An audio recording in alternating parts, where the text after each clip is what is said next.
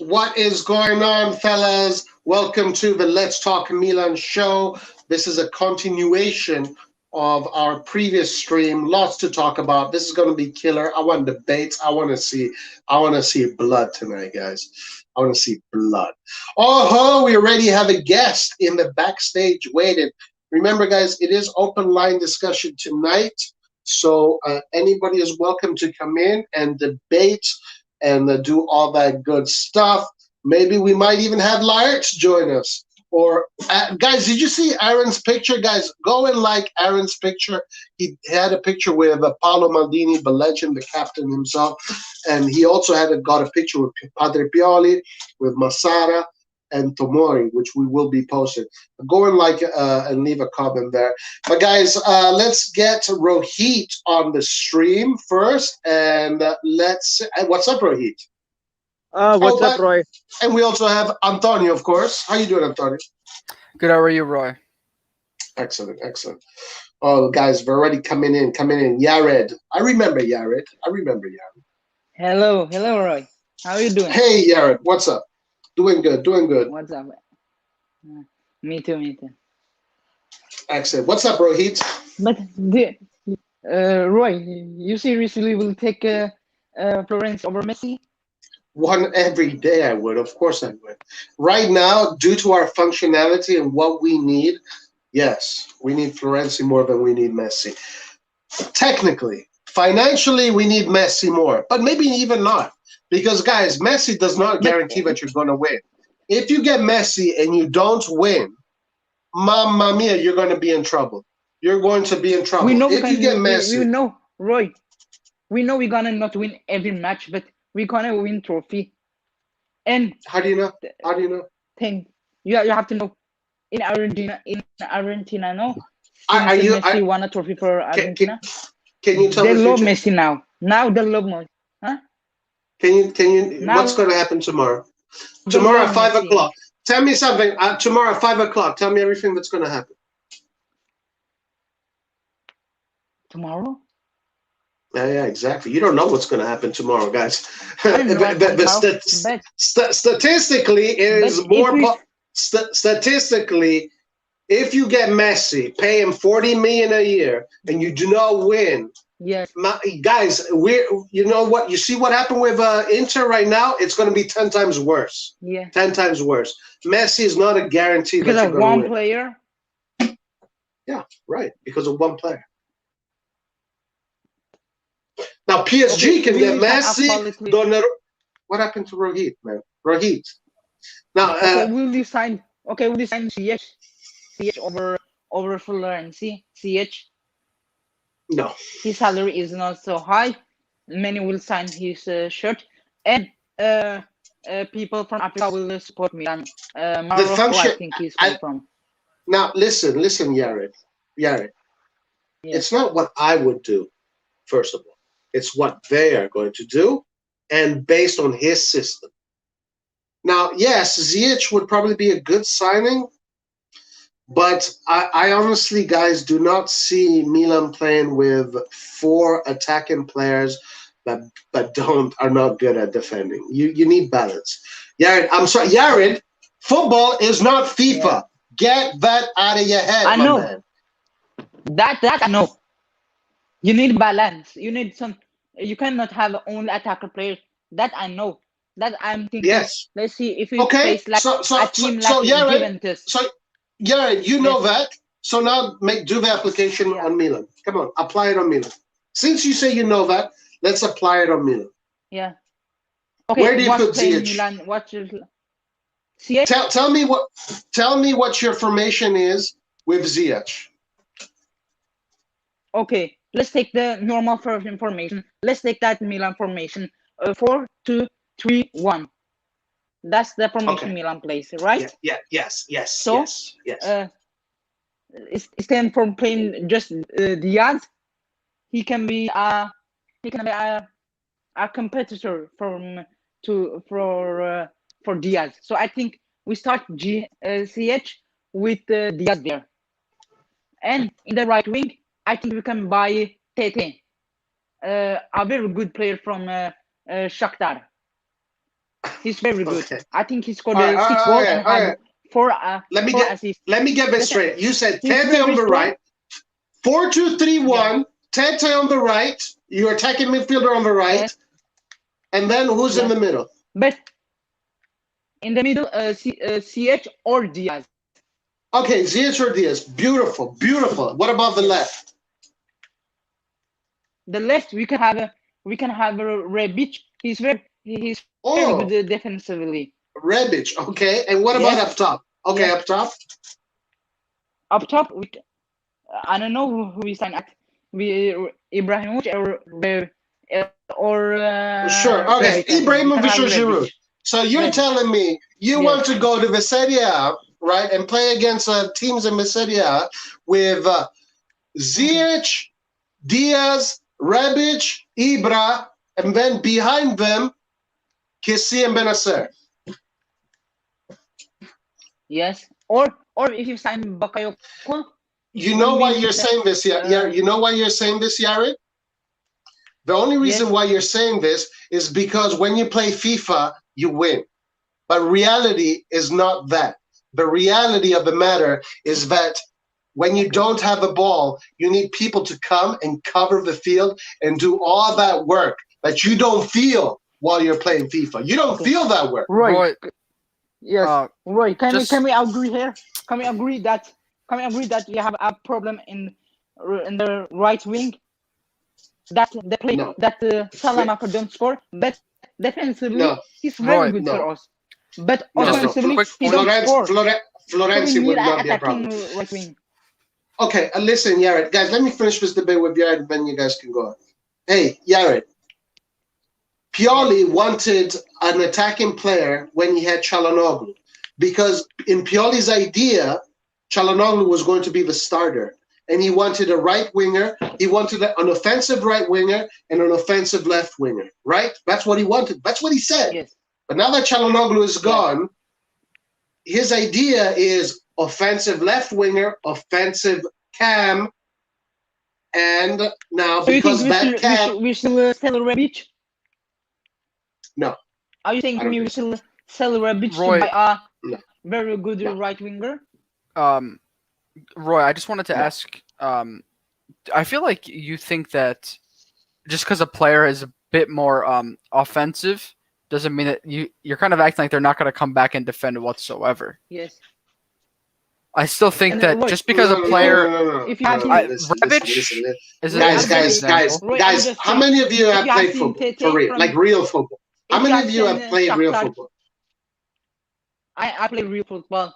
No, real football. I play in union. What do you mean by real football? For my team. Like for my real team, football. Like real competitive football. Everyone has played real football. But not amateur football. I'm talking about real football. Everyone has played real football. Okay. Like you're getting paid. You're getting paid to high play. level. No. Roy, have you gotten paid to play?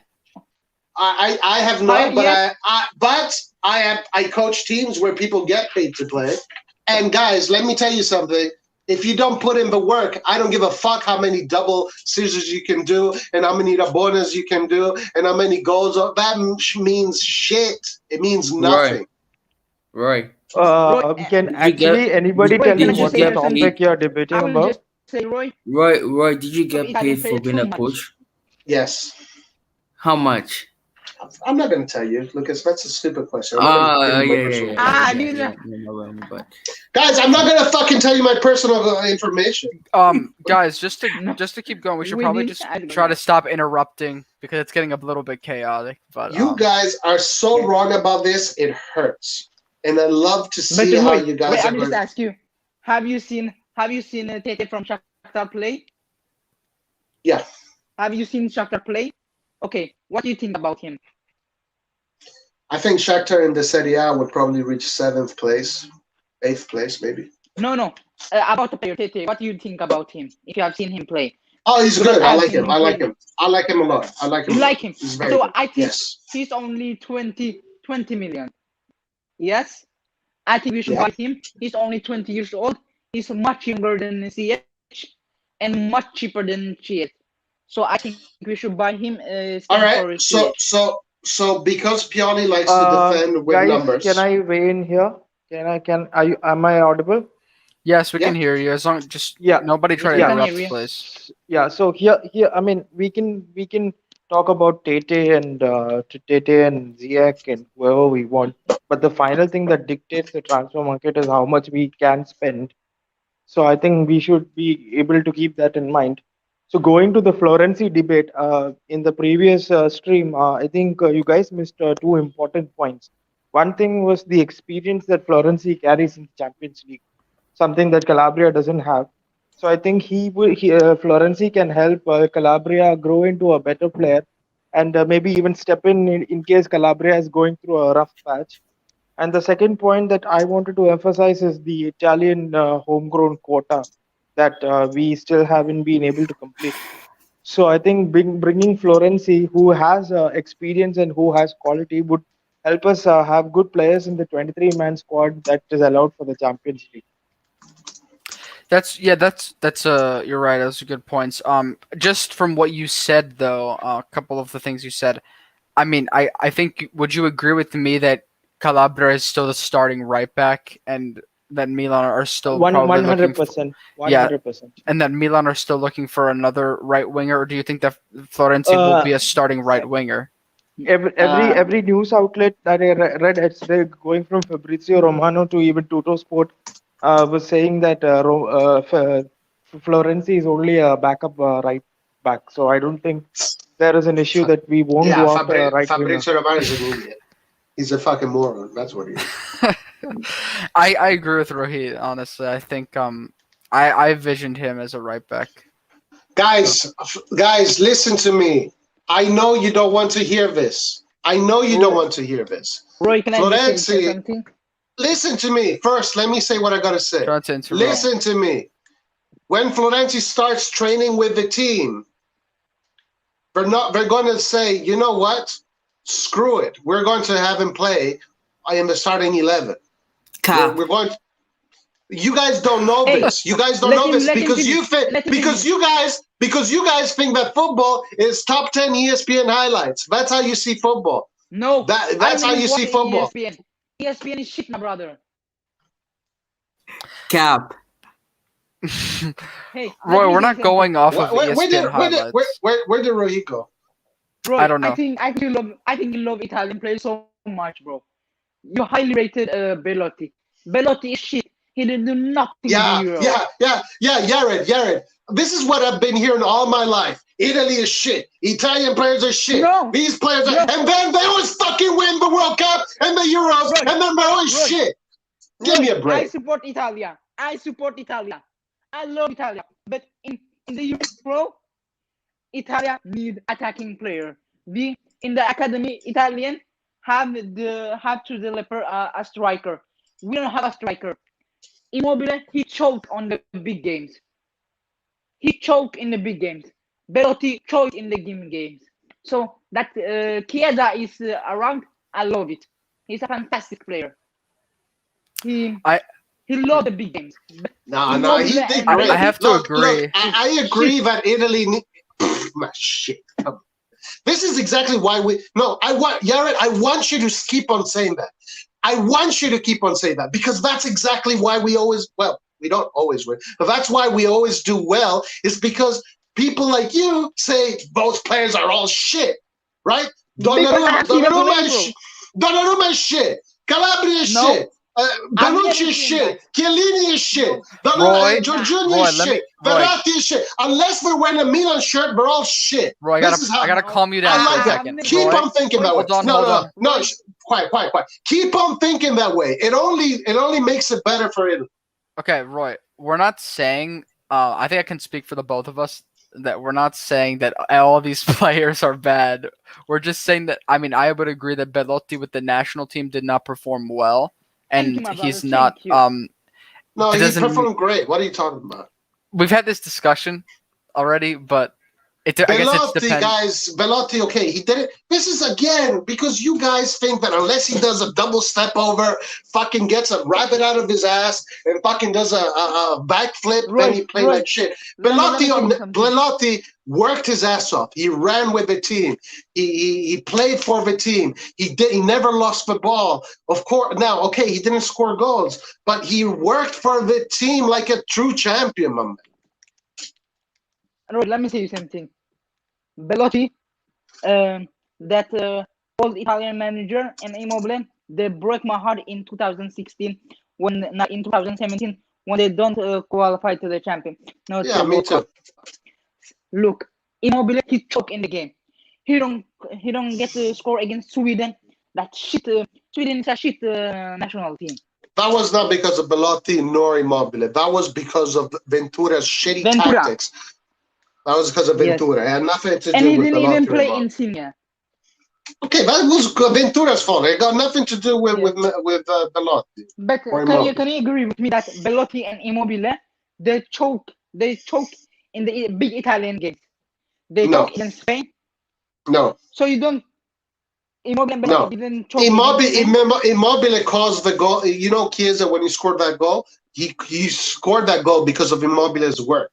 This is the thing. You're not seeing all the details. You just want to see that highlight moment. And unless these players are in the highlights, you don't rate them. This is not the way. So you're saying the Mancini is dumb for taking Immobile off in the final and in the semi-final. Who did he put there instead? Insigne as false nine. Can I ask you? In the Italian national team? That is true. Who missed the penalty? Huh? Who missed the penalty against England? I mean, okay, I don't. Jorginho missed it. Penalties. Look, I don't think penalties are the best argument for if a player is good or not.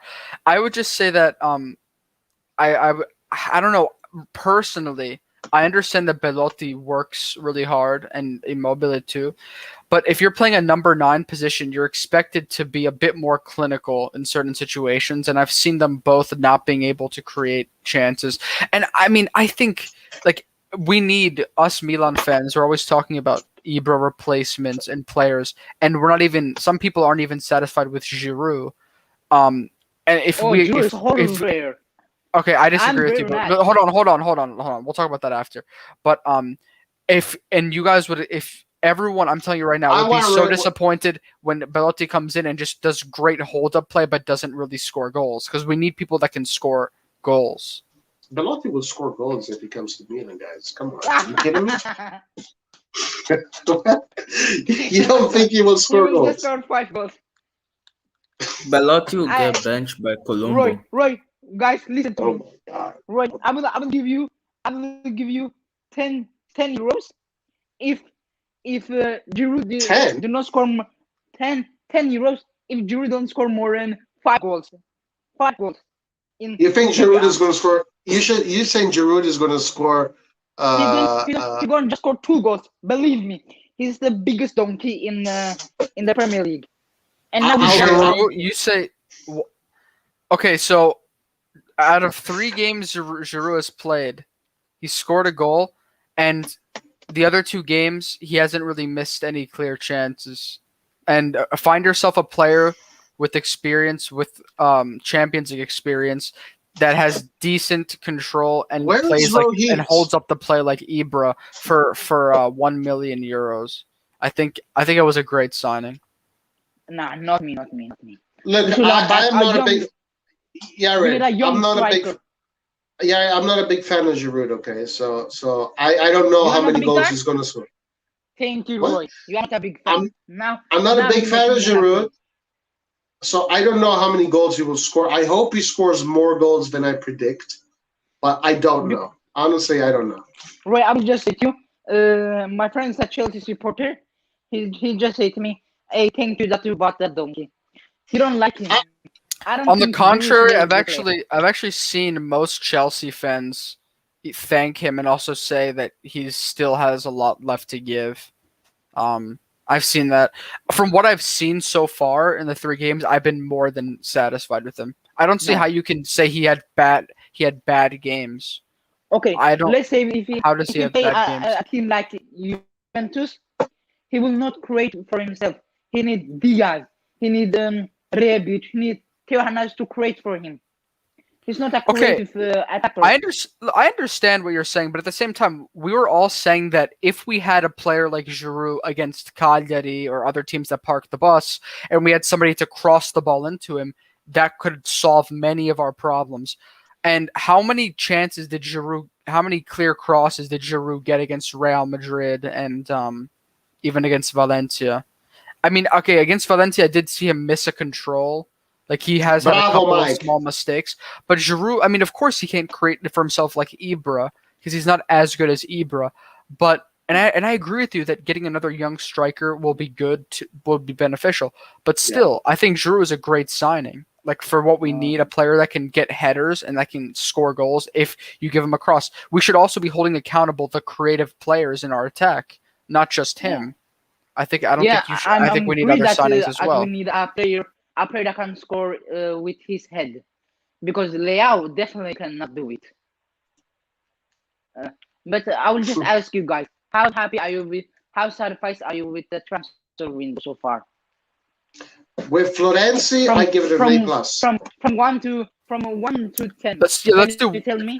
Everyone goes. Florenzi. Everyone. Okay. Roy, you go first, and I'll go say first. a bit why. Just say overall, though, not just one player. All right. Yeah. Okay. Florenzi, because we got Florenzi, I think it's official. I say 10. It's not official. It's not official, Roy. All right. Since it's not official, 9.9. 9. But hold on. But I am thinking that it is official. I'm saying with Florenzi, it's 10. Yes. Honestly, with Florenzi, we've solved all our problems. Okay. Here's mine. I think I will give a strong 4. The reason why we have not a young striker. Roy, what was the question? 1 second, Roy. I could what was the question? It's rate Milan's transfer Mercato window on a scale of 1 to 10 so far. But Roy, I can also help make polls if you would like, if that's easier. But you have to go on the chat on YouTube to do it. Okay. In the side, I would say that we have signed Tomori official. I'm happy. I'm happy with Diaz, and I'm happy with that French left back. Or else I'm not so happy with the transfer window. I know we don't have much money, but I expect at least our right wing and our attacker. I think Diaz will be our number 10, and I'm happy for him. I hope he become a great player. Like every Milan, I support them.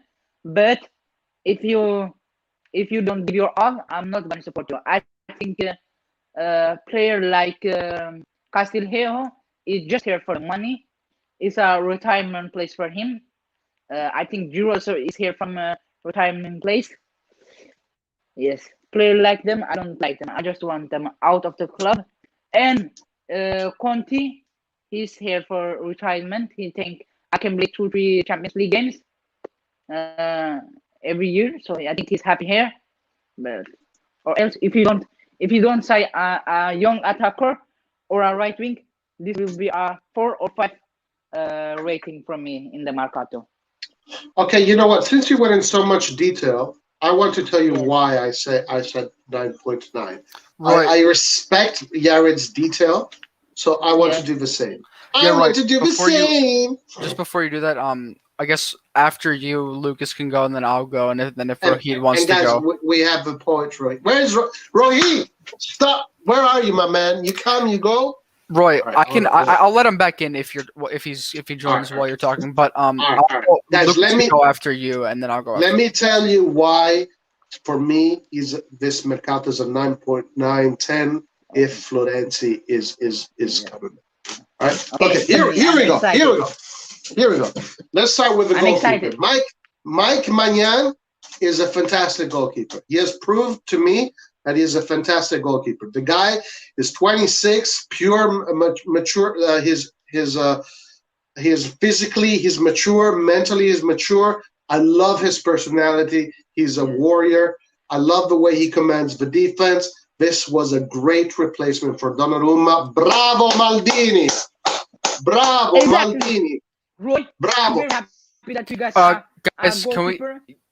I would say that goalkeeper will be silent. You know, a goalkeeper doesn't talk to his defender. So I'm very happy. Okay. All right. Let me keep on going. Yeah, let's just try not to interrupt, so that we can all get around to share about all of our different things. All right. Okay. No, I will just say I will agree with Roy there. All right. So bravo, Maldini, Massara. You guys did a beautiful job replacing Donnarumma with someone that I think so far is excellent. Okay, good. So there you go. First piece of Mercato. Do you know what's the most frustrating part about this Mercato? What's that? Every other team in Europe actually is broke, and they're actually financially doing really bad. And even though we have money, that is Elliot have money and can spend it, we can't spend it because of FFP. This was an excellent opportunity for us to maybe take even Messi on a free. I mean, those kind of transfers we could have done, but we are kind of held back by a bloody FFP. There you go. Okay, agree with that. Okay, very great point. Let me keep on going. Why it's a 9.9, okay, or 10. Are you ready? But I will just say FFP. I've seen that the FFB is down this year because of the COVID. Guys, let's get into that after we do all our roundabout ratings. Okay. All right. Okay. Tomori. They secured Tomori. Brilliant defender, physical, hard worker, work rate, heart. This is a beautiful defensive by again Maldini, Massara. What a job. Okay, Kjaer, guys, the star of the Euros, one of the best defenders in the world. Mwah, Kjaer, beautiful defender. And with his feet, with his head, long ball, versatile defender. Romagnoli, one of the best Italian defenders in the world. I don't care what you guys say. Calabria, superstar in the making. Teo Hernandez, superstar already. Kessi, superstar of superstars. Benacer, superstar. Tonali, superstar in the making. But that's Mercato, bro. Hold on, my man. No, Tonali is a player. Tonali is okay, but we don't need to do a Mercato when we have players that are already superstars. Guys, okay? Hold on. Keep going, Roy. Keep going, Roy. Salamaker, superstar in the making, okay? 21 years old, comes to the Serie A, plays football like he's playing in the Serie A for years. Leao, this is going to be the superstar that we didn't have last year is going to be Leao this year. The superstar that we didn't have last year when it comes to Brahim Diaz is going to become this year. We still have Ibra, the superstar of superstars. Old superstar. And now we have the perfect piece of the puzzle that just balances everything out. Il mitico, il più grande, l'epico, Florenzi, which will definitely create a lot of balance in this team. And then they're probably going to go for Bakayoko and Ilicic. Guys, this team is unstoppable. This team is going to be unstoppable. I don't care if you're PSG, Man City, Real Madrid, Barca. It does not matter. This team, look, listen to me. PSG, Man City, and all these teams have the superstars of yesterday. Okay? They're spending the big money to have the superstar. We have the superstars of tomorrow. Remember that. Guys, Maldini is not the last person arrived. Maldini is not the last person arrived. We have the superstars of tomorrow. They have the superstars of yesterday. Boom. Ciao. Okay, so Lucas can go next to give a rating. I do want to say that after we talk about this, and if we want to talk about financial fair play, I do have another topic that I think would be interesting to discuss that I've been looking into, and I think Skillard said he was from he lives in Saudi Arabia, right? Like Jeddah, didn't he say? So I was actually interested in talking to Skillard too about this, but it's okay. But for now, Lucas, you go ahead. I know this guy's. You know why this guy says bad take? Because Milan fans, like most Milan fans, are salty as fuck. Why are you guys always so salty? No, I'm not one thing I hate about Juventus. You guys say I fucking love Juventus and all this shit. One thing I hate about fucking Juventus is their fans. They're the fucking saltiest fans in the history of this planet. Stop being so salty, my man. All right, keep on going. Who's salty? Juventus fan? Yarn, and Yaren. Yes. Yeah, hello, Yaren. Yes, hello. Please don't interrupt. Okay, I just want to start with Roy is a waffler. So anyone in chat that can't stand him, I just want to say that Roy likes to waffle a lot. So don't listen to him too much. What does that mean? Waffle. Yo, Antonio, please pull it up. I'm sure. I'm sure you have. No. Lucas, what does it mean? You mean the word waffle? Yeah, are you telling me I'm a fucking pancake? What the fuck does that mean? I think he means that you like to go off on like rants, like you would maybe exaggerate. I don't know. Yeah, exaggerate. All right. Keep on going. But get to your point. Yeah, the Mercato has been a 5.5 or 6 so far, because we haven't gotten the cam and the right winger that we wanted. We scored less goals than Napoli, Atalanta, Juve, Inter, all these teams last season. Even Roma, we scored less goals than them last season. So I think we need a huge improvement in our attack before the season starts. I don't see us finishing top 2 or top 3 in the coming season. I see a top 4 finish, but not a top 3. And what Roy was talking about, our young players improving and all that. I don't think they're going to make such a huge improvement. For example, Leao. I don't see Leao becoming a superstar. I see him getting more numbers than last season, but I don't see him becoming a superstar. Yeah, that's it. I think all we need now is a player like Vlasic and a player like Ziyech, and I'm happy with the transfer window. I'll give it a 10 if we get those 2 players. Wow. Well, let me just respond to that. Guys, listen, players, they need to develop, all right? This idea that a player, look, do not compare players to Messi and Mbappe, all right? There are tens of thousands of players on this planet playing football. There's only 2 Messis. There's only one Messi, one Mbappe. These players that start their early bloomers, we call them early bloomers. It doesn't mean anything. Players need to develop. They need to learn. They need to figure things out. They need to get better at certain things. Once they get better at those certain things, they kill. Look at Kessie. Look at Kessie 3 years ago. Look at him now. 3 years ago, guys, Kessie. Well, I'm a super expert, so I knew he was going to become one of the best in the world. But most of you and most of the Milan fans thought he was a piece of shit that we needed to sell. But today, Kessie is one of the best midfielders, maybe the best midfielder in the world. It takes time. Leao, this is his 3rd year. Guys, I'm saying it right now. Remember, Lucas said, but Leao's going to be average. I'm telling you, Leao this year is gonna make you want to buy posters of him and put that shit on your room. I didn't say he was going to be average. I said he was going to have a better season than last season, but he's not going to be a superstar. A superstar is like 15 goals and like 10 assists, or like 20 goals. Okay, guys, I'm gonna say it now. Are you guys ready? Leao is going to score more than 10 goals this season. No, that's not superstar level. Rebic did that last season. For a 22-year-old, I think he can achieve 10 goals because he got 7 last year. What's that? He gets 7. The previous season, he got 7 goals. So I think he can achieve 10. Yeah, he's going to get 10. Then next year probably 15. Then when 10 he's is too 24, easy, man.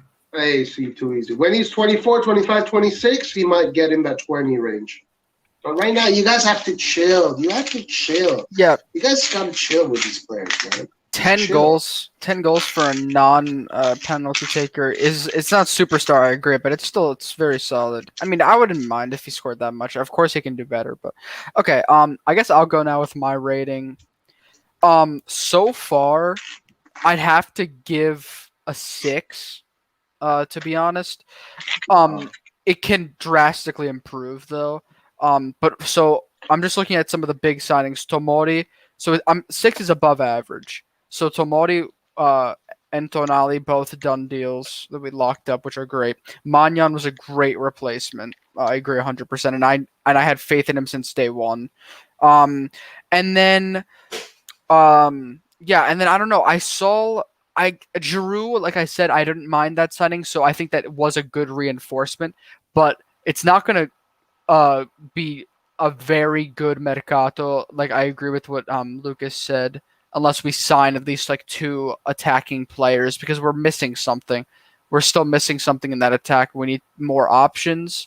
So that's where you know that's where I'm at right now. But I do agree with Roy that if we sign Florenzi, it's a great move, and maybe it'll increase up to like a 6.5 or 7 for me, like just with Florenzi, because I know that like I mean our back line is already great, and it's gonna be amazing with him as well. So I'm very looking forward to that move.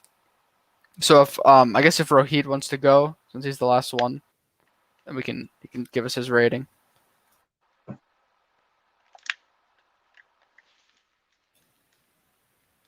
Rohit, are you here?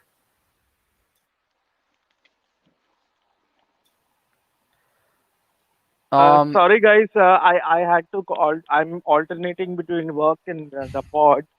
Okay, Mm, so my transfer rating is 7 because I think that in these times, in these pandemic times, I think we are going towards a sustainable project. I think our cousins, that is Inter Milan, have shown that if you are over ambitious, it can cost you an entire team. So I think we are doing a sustainable project. Signing Tomori was a no-brainer because he actually proved himself in Serie A, and keeping Tonali as well is a no-brainer for me.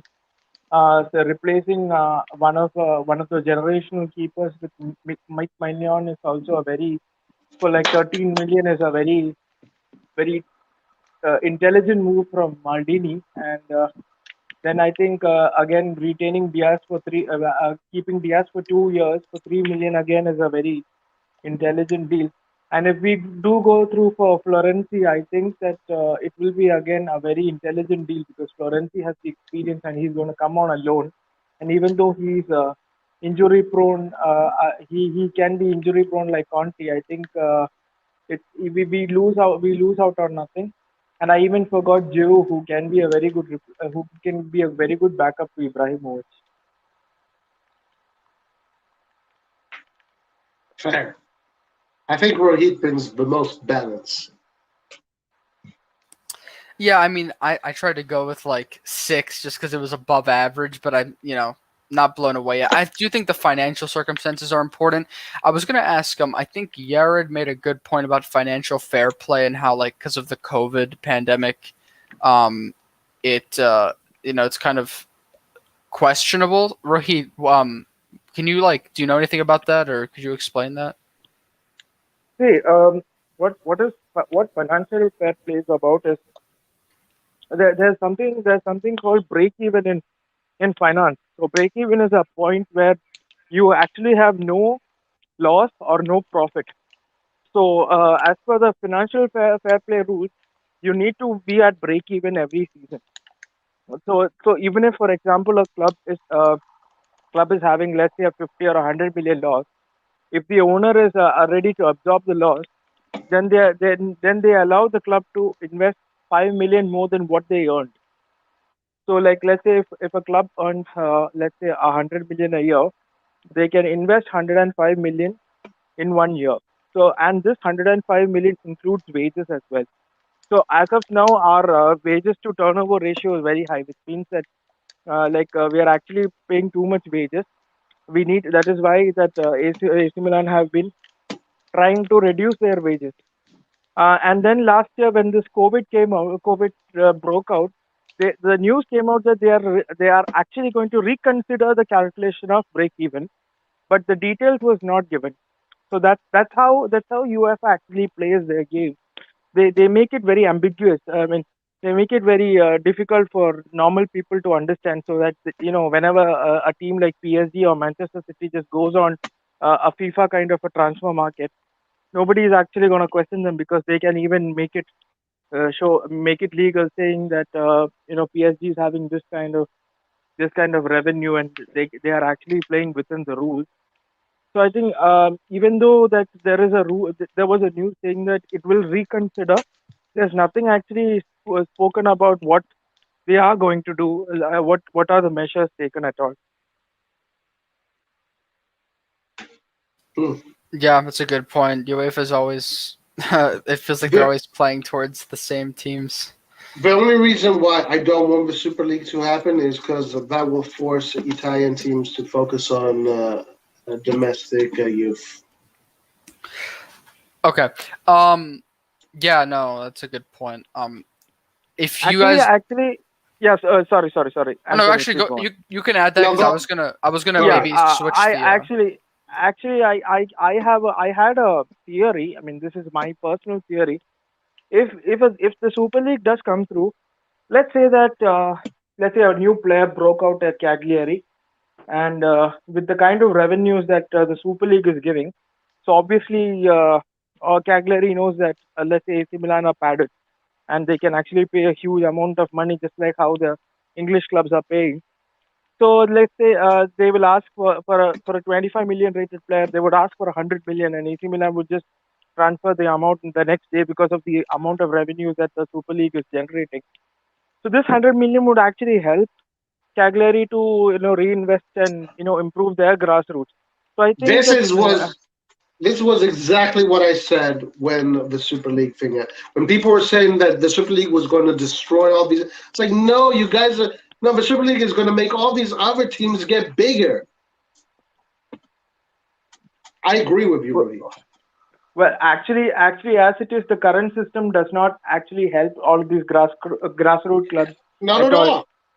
It does the total opposite. The Girona just went into insolvency. Exactly. So yeah, no. In all seriousness, I still do support the Super League. Yeah. Very unpopular opinion. I also still support it. I mean, I think it's a popular opinion in the lives because we have a lot of Super League supporters. Support the Super League? Us, me, Rohit, and Roy do. Yeah. I support to the Super League. I Even think Lucas they will does. benefit the Serie A. Yeah, I do too. Yeah. Oh, okay. The Super League will benefit Serie A, believe me.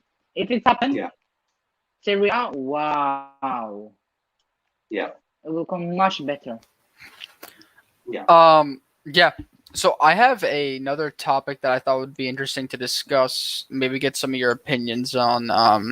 It's about like management, owners, and finances. So I was actually researching a bit about the Newcastle failed takeover, which we kind of have alluded to before. Basically, for people who don't know, the Prince of Saudi Arabia, like MBS, which is you just call him MBS. He in Saudi Arabia tried to, or Saudi Arabian companies tried to take over Newcastle, but it was failed. The bid eventually was pulled back because the Premier League was taking it a very long time to evaluate and accept it due to human rights issues related to Saudi Arabia and piracy and other issues. But for those who don't know, Saudi Arabia has, I think, the second largest oil amount of oil as a country than any other countries. Skiller said the Public Investment Fund controlled by him. Yep, that's what I was trying to word that correctly. but that's what I meant. But basically, if they were to own Newcastle, then Newcastle would be 15 times richer in theory than Manchester City. So Wow. Saudi Arabia, because compared to the other Middle Eastern countries, That'd be it's insane. extremely wealthy. So Skillard is from Saudi, or at least he's living in Saudi Arabia. So I was just interested to see if he knew anything. But yeah, I was gonna ask you guys: would you guys want a Saudi takeover of AC Milan? Because Newcastle bid did go through, and this is just all hypothetical. Because there is a debate about human rights issues and other problems with Saudi Arabia. What are the Yes, human I would rights like. issues? I would If you ask like. me, So no, I can. Well, I will, but just to answer Roy, basically there's a conflict in Yemen that is going on. It's like a proxy war, people say. There's that. There's also like a lot of suppression of like gender rights, and there was an assassination of a Washington Post uh, like writer who was critical of Saudi Arabia. He's from Saudi Arabia, and it's been covered. People say that it's been covered up. So there's been a lot of suspicious activity, and also for But Premier League purposes. how is that related to the country? It's an So individual. Raheem so basically, the Public Investment Fund. So I'm sure he can explain this better, but the Public Investment Fund Well, that says it all. Public investment fund. was from the Saudi Arabian Public Investment Fund, which was going to buy Newcastle, is basically controlled by him. By this prince, you're saying, right? Right, yeah. And the same prince that was tied to that killing the journalist, right? At least they accused him. Yes. Okay, I see what he's you're accused. saying. He has denied it. Like no, I wouldn't want him to be the president of AC Milan for the simple reason that there's a lot. You don't know what's going to happen there. Who knows what might happen? Maybe he's going to get toppled. I don't know. I honestly don't know what the political situation is there. But I would rather someone that is not involved in politics, more someone that is involved maybe. Okay, all of them are involved in politics one way or the other, but maybe like the owner of a big company rather than the president of or the leader of a country, because from one day to the other, you don't know what might happen, and then it could be disastrous for Milan. So, can I add? Yeah, go ahead. Yeah. So the public investment fund was called as Aram. I mean, the oil company that is owned by Saudi is called as Aramco. So Aramco was the one that was. I mean, Aramco has been literally trying to buy any club that is available to buy, because owning a football club for these rich people, these rich oil people, is a way of having an image, because even the Qataris and the Abu Dhabi people are not angels. They have a lot of humanitarian crimes against them. And I mean, as a football fan of as a football fan of Manchester City and PSG, I think ethical issues does not concern them. The only thing that concerns them as a football fan is the kind of passion that is shown by the owner towards the club. So I think that's what even Saudi is trying to do. But in England, there is something called as the fit persons rule, which is a basic screening test which is done by every league before it is done by UEFA. So the Saudis, due to these humanitarian crimes and all of that alleged against them, they did not pass the fit persons rule. And I don't. I mean, there was even a report of them being interested in AC Milan, but then it did not go through. I don't know why. But this is what has happened so far. But I'm sure that in the very future, Saudi would invest in a football club, because people of Saudi are actually interested in football. Roy, I have a question for you. Yeah. You said you said that you don't want owners who are um uh, uh who are active in the political Arena. sector, or Yeah. yeah, but Berlusconi was literally a prime minister. Yes, and when Berlusconi was prime minister of Milan, he didn't put much effort into Milan. He had a lot of problems with Milan because, well, what Berlusconi's thing was when he became a prime minister, he had a country that was going down economically, and then you have a president spending millions and millions and millions for players, and that while you have people out there, even the people in particular that don't support him, are saying, "Yo, economically, this country's going down, and here you are spending all these millions." So, as a matter of fact, when Berlusconi he used Milan to become a politician. When he became a politician, that's when we started to see Milan slightly go down, and then it just went further and further down. So, I would rather not have anybody involved directly into politics. I would rather have. Like an Abramovich, like what Berlusconi was before he became a politician. Thank you for the history class, Grandpa. No problem. Sorry. Roy, couple things. Number one. I called you Grandpa. Okay, grandson. Fine. Yeah. Okay, Roy, just a question, and then I have a follow-up question. Are you satisfied with Elliott management? Or yes, would you like would you like very satisfied.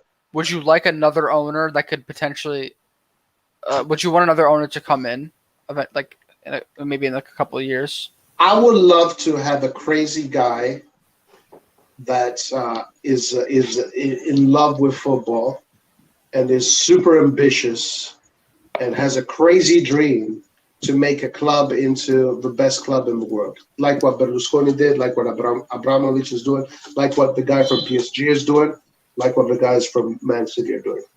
Okay. But they're not directly involved. At least I don't know. I don't think they're.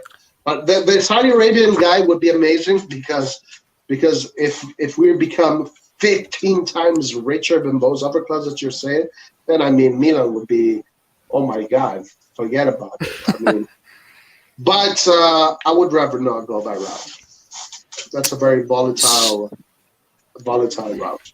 Okay, so when you mean that route, do you mean specifically the Saudi Arabian route, or do you mean because it's pretty no like it's almost okay. So, but in that I sense, don't care. Even Elliott are involved in politics. Like, did you hear about? I do not care whether he's Saudi Arabian, Italian, French, I don't care.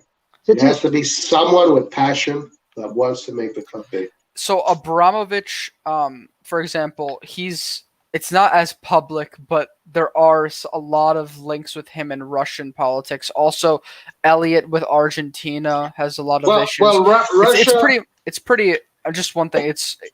I wouldn't say impossible, but it's extremely hard to find an owner that's not related to that's not related to politics. I mean, look, when we're talking about these people with billions, we're talking about oligarchs. So whether or not they're in some way or capacity or form, they are going to be involved in the political influence of the respective countries they come from.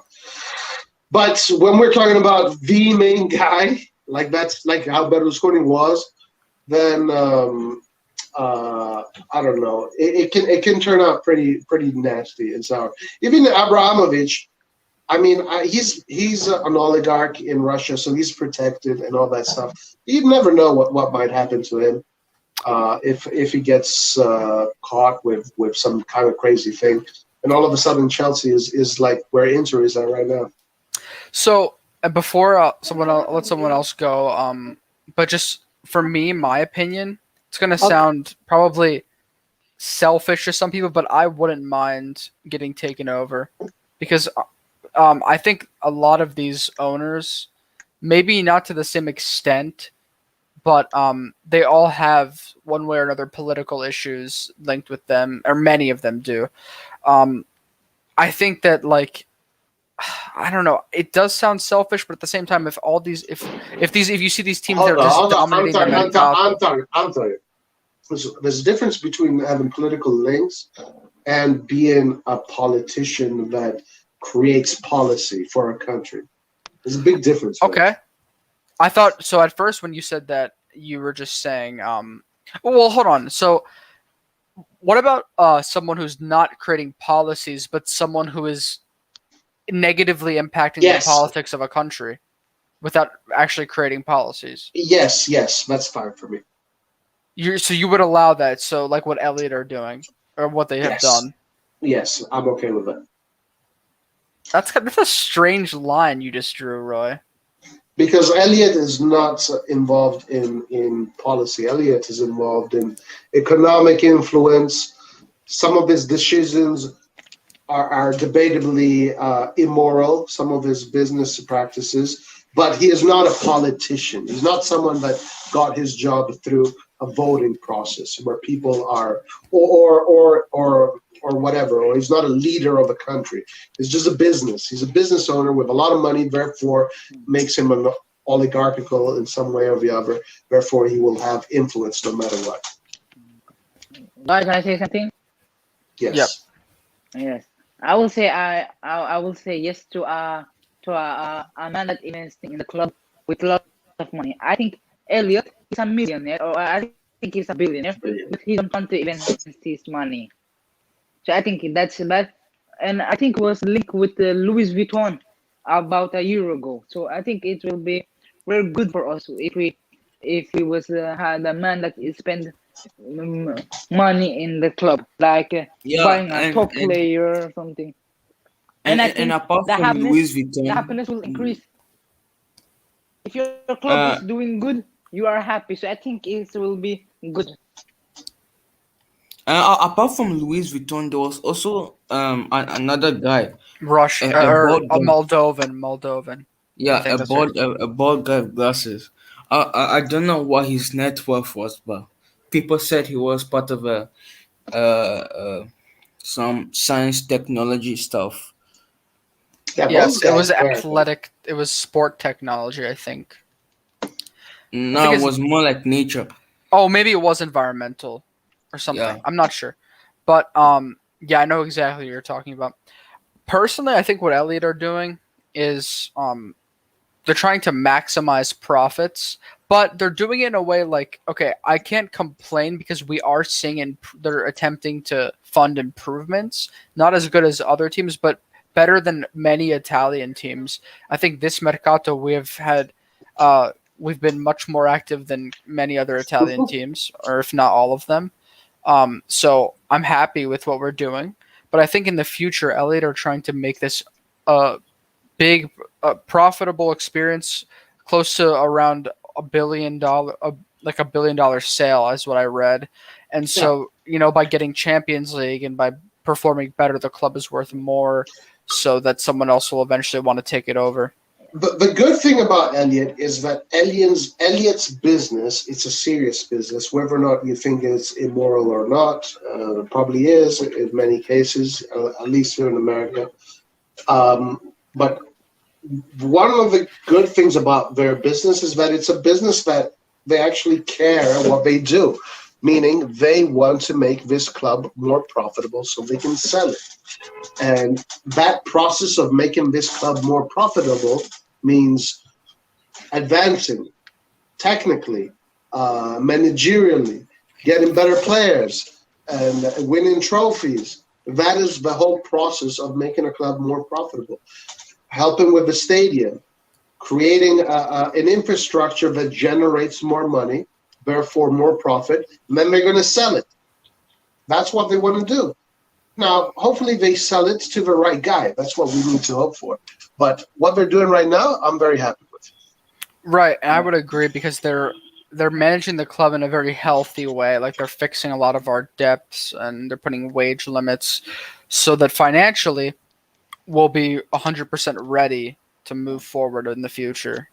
So. Hey guys, I will just say with those three candidates, the Moldovan guy, Louis Vuitton, and the prince, the Saudi Arabian prince.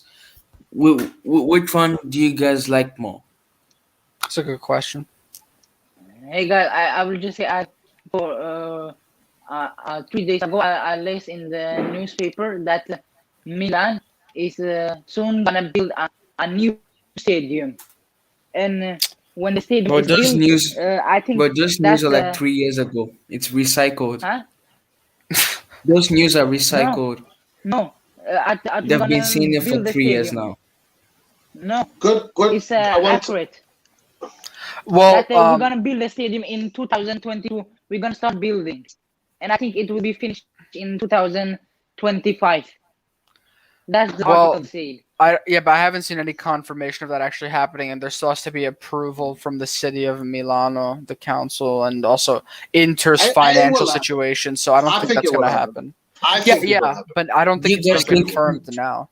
Do you guys Uh, think it's better for us to ditch Inter and make our own stadium? yes, Yes, yes. 100%. But it's not easy. We need Why? to really fund. Why? Why is Guys, it better? can I can I say about this? I've Yeah, been yeah, man. You coming. don't. Rohit, you don't need to ask, man. No, I Just don't say know. it. I want to be politely interrupting. So No, that's yeah. He's. It's good that Yeah. he's being polite. To be yeah, honest, yeah. I don't care. So I don't care about politeness. I'm just telling you that. Go we ahead. know, Roy. We o- know. okay. So here's my thoughts on this. What kind of an owner do we need? So I want an owner who is a bit business minded. So like let's say Berlusconi owned AC Milan since 1986 till 2016 end.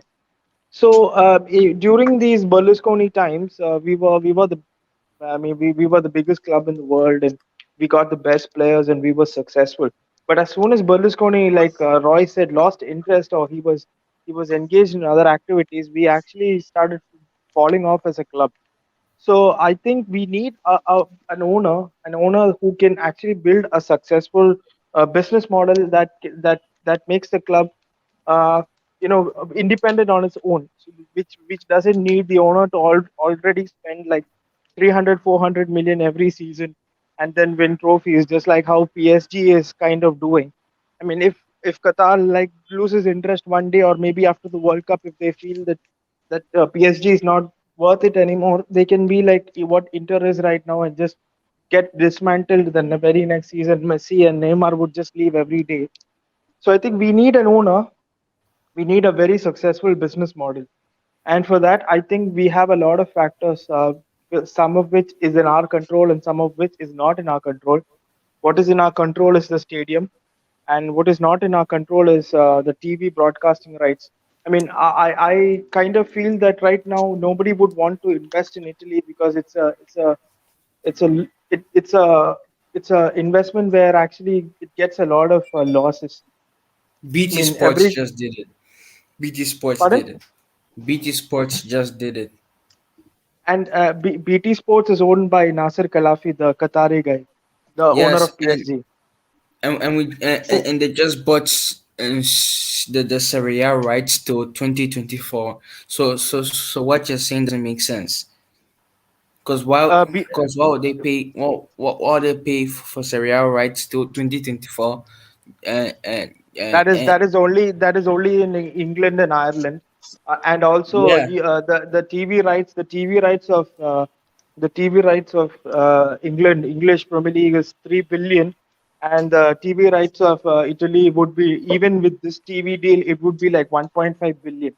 And to update you, even now we have no confirmation of whether Serie A would be telecasted in are India. your In values India. Rohit, are your values correct? Like, are you just estimating it, or you're actually giving exact values? Lucas, I've been actually, kind of like researching on this topic since like 2 years Lucas, now. why do you challenge Rohit? You know you're gonna lose. I mean, No, because some of his takes are cap. Like, for example, Lucas, the evaluations I are cap. remember you challenged me Lukaku. earlier regarding Lukaku, and just you can see what is happening to Inter right now. So I think my numbers are on point. No, no, Uh, no, no, no. The argument about Lukaku is way different. It is way how is that different than different? what's happening. How is that different? Okay. What were we arguing about? So I was saying that Lukaku needs to be sold for Inter because they have too much depth, and you said that Marotta said no other player is gonna leave. Yeah. So why They didn't need to sell Lukaku. they didn't need to sell Lukaku? So why did they sell him? Well, because they're greedy. Okay, they're greedy. With the Lukaku money, they're going to strengthen their team now. They're not going to like keep the Lukaku money. With the 35-year-old Zeko, they're gonna become very strong, very nice. With the With 35-year-old Zeko. no Moiskin, they're going to use that money on Moiskin and Dumfries for information. Moiskin and Moisky is not Dumfries are coming. Moiskin and Dumfries is an upgrade Moiskin on or Hakim. Korea, Moiskin or Korea or Is Or is or is Zapata. is Moiskin, Correa, Zapata, or even Dumfries, and a kind of upgrade on Hakimi and Lukaku, who won the No, Serie A? they're not. No, they're They're not. not. But they're still So so spending the so money so my question is, why would you sell something that works and then change it? because Lukaku wanted to be sold. He told Inter that he wanted to leave. No, he That's don't. what Why Not did he want to be want? Fabrizio sold, said. bro. That's what Di Okay, Marzio okay, Just said. okay. quick, But quick but That's why, what why did addition. Longo said. That's what Longari said. That's what No, Vitiello, whoever. it's because Inter Lucas, do you are in. agree? Just quick question, Lucas. Do you agree that Hakimi was sold because of the Inter's financial problems? Yes, Yes, that one I Okay. agree, but I don't agree about the Lukaku one. it's you. Lukaku. It's because Lukaku too, bro. Inter is in a mess now. That's why they the sold whole Lukaku. the whole world knows Inter is in a financial mess except Lucas right now. No, they're not in a The whole financial world, mess. the They whole are the stable right whole now. world. They got a 200 million loan from Oak Tree. From Oak Tree, bro. It's That's a too early loan, to argue, bro. bro. That is a loan. That is a It's loan. 6 a.m. here. It's too early to argue, bro. There, they literally took a 200 million loan from a company called Oak that is Tree. a that is a loan. You need to repay the loan with interest. You're not Yes, going to. and if they don't repay the loan, then Okay. Oaktree takes over Inter, just like Elliot took over Milan after Youngly couldn't pay the loan. So That's so what they're who who is doing. so who is on the losing side here?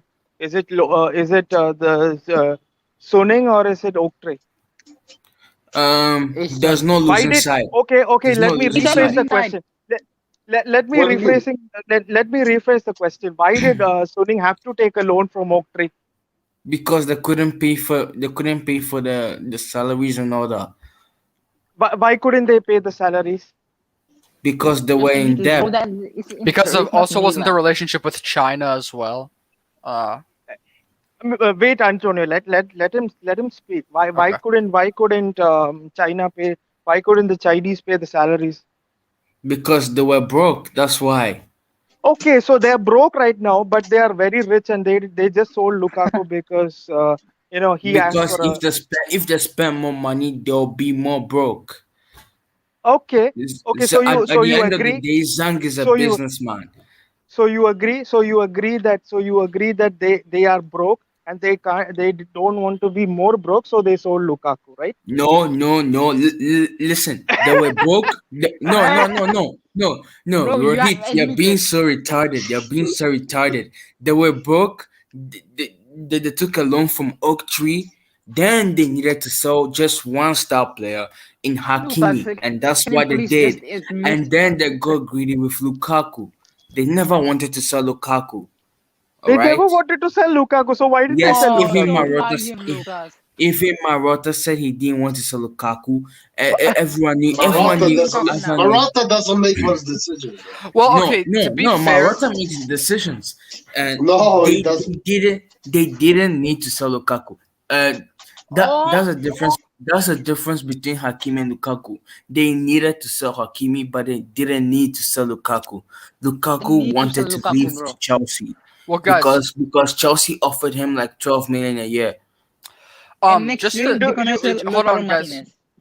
Listen, you do my yeah, point. Antonio. Just to kind Yeah, of go on, okay. go on. I'm trying to understand what Lucas is saying. If someone approached Milan, let's say, and offered 80 million for Theo Hernandez, would Milan not? And right now, Milan is trying to improve their team. We don't know the exact numbers of Inter's financial situation. I, of course, believe that they're in serious I trouble. actually do have the numbers. But just do have okay. the numbers. 1 second. But if someone were to give Milan, let's say 80 million, they made a bid of 80 million for Theo. Like, would Milan not consider selling him right now, even though he's I Yes, don't they also- might think so. consider. They might Maybe, consider. maybe, this point kind of. 122.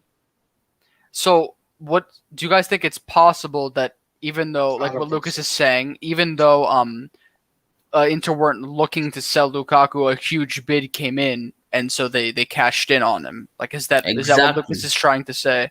Yeah, I don't think exactly. But if you want to be a So big team, Exactly. let me So We let me only hold have on. one person with a brain No. here. No, no. Hold Two on, Bro, hold people. on. Two I people want to with ask a Lucas brain a here. if question. you I want to want be to a have. big team, can I have the word one time? Just one time. Yeah, go, If you go, want to go, be a go, big go. team, if you want to be a big team, you cannot sell Theo Hernandez, Lukaku for Inter, Lautaro Martinez or something. If you want a big team, you have to keep your star players, bro.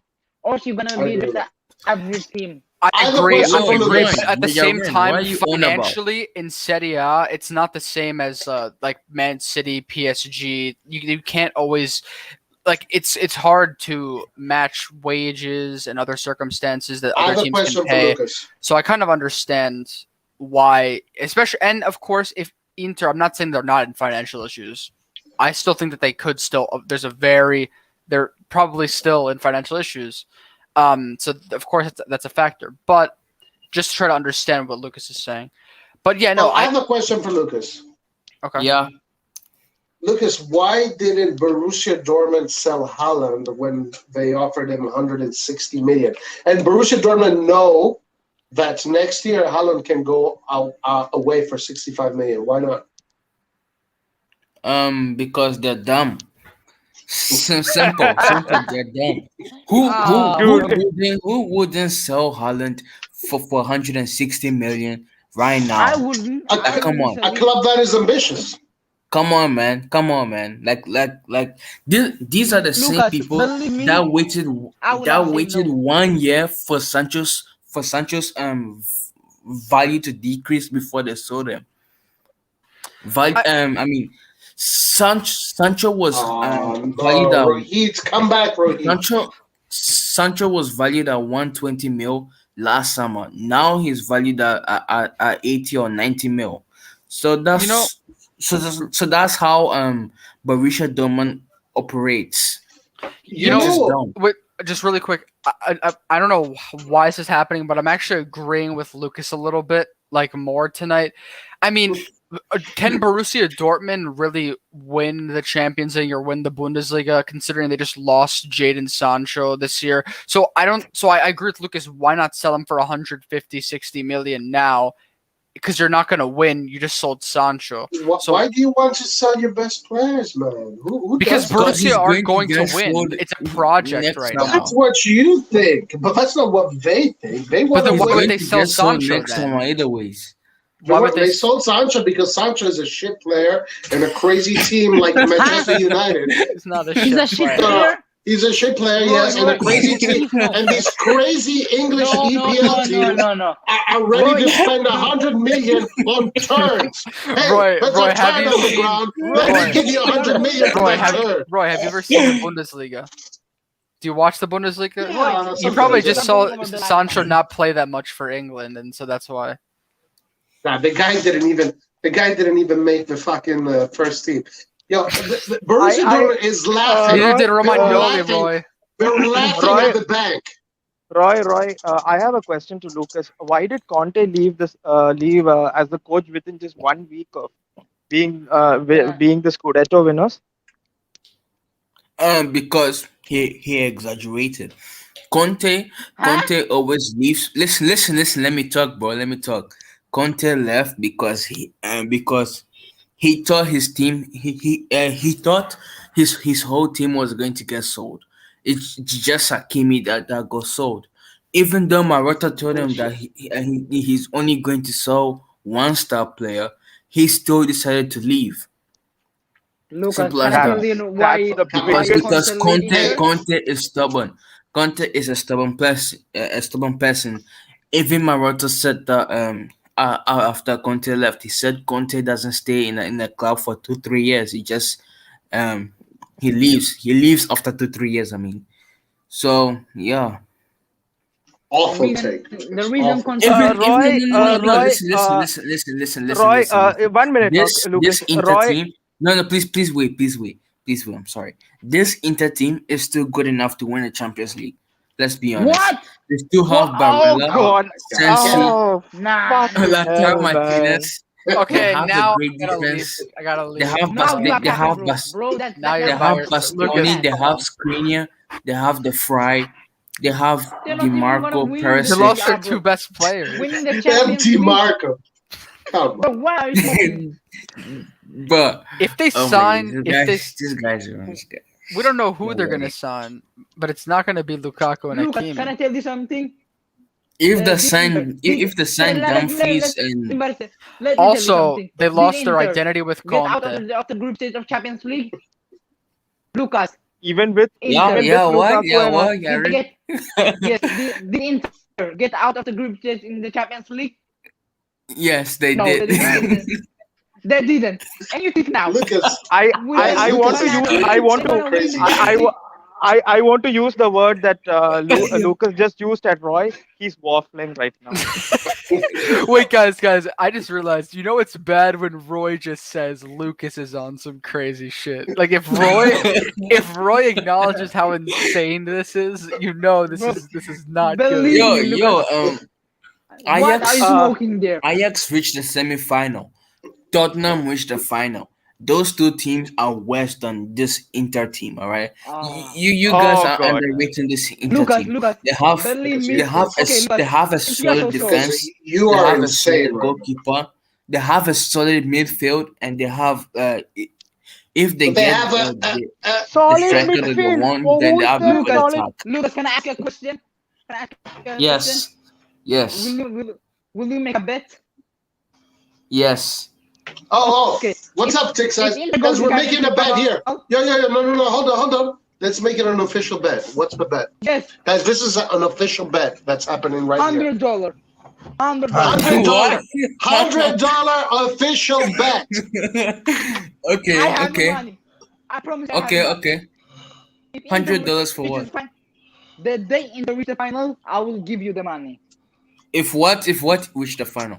If if this season Inter goes to the Champions League final, I will give Why you would I the bet money. on that? I don't want Lucas. Inter Huh? to reach the final. Look at him. No, He's no. That's just stupid.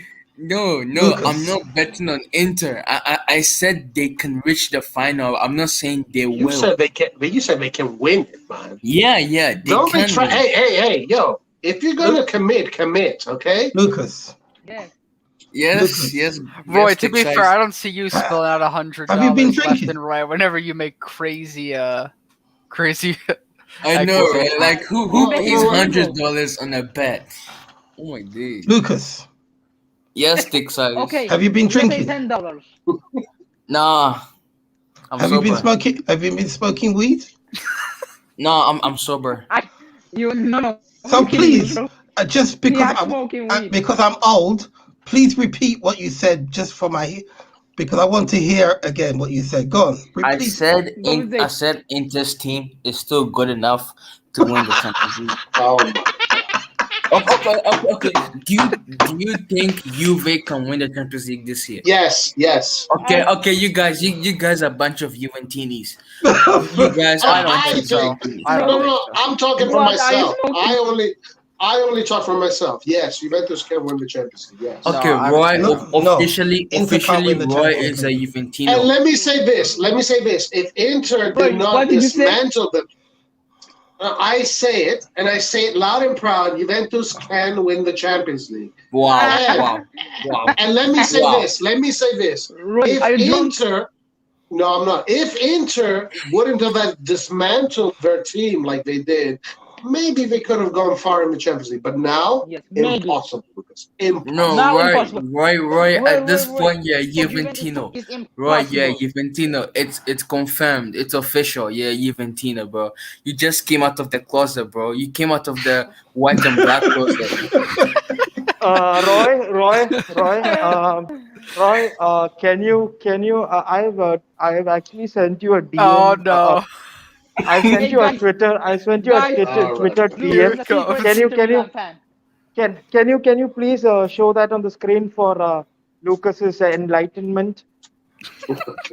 Here What? comes. Here Guys, comes believe me, Rohit, man. It's Lucas is an over. Inter Milan fan. Lucas, you're about to get destroyed by facts. Lucas, why would you challenge? Let's I would watch. ask something. Why would Lucas challenge Rohit on this kind of stuff? You know he's going to dismantle you. Roy, someone Roy, needed. you tried Someone challenging needed to all of challenge us him. about Romagnoli. Everyone When just it listens to her here and thinks it's right all the when time. it comes to the Someone players, needed to I'm challenge the him, best.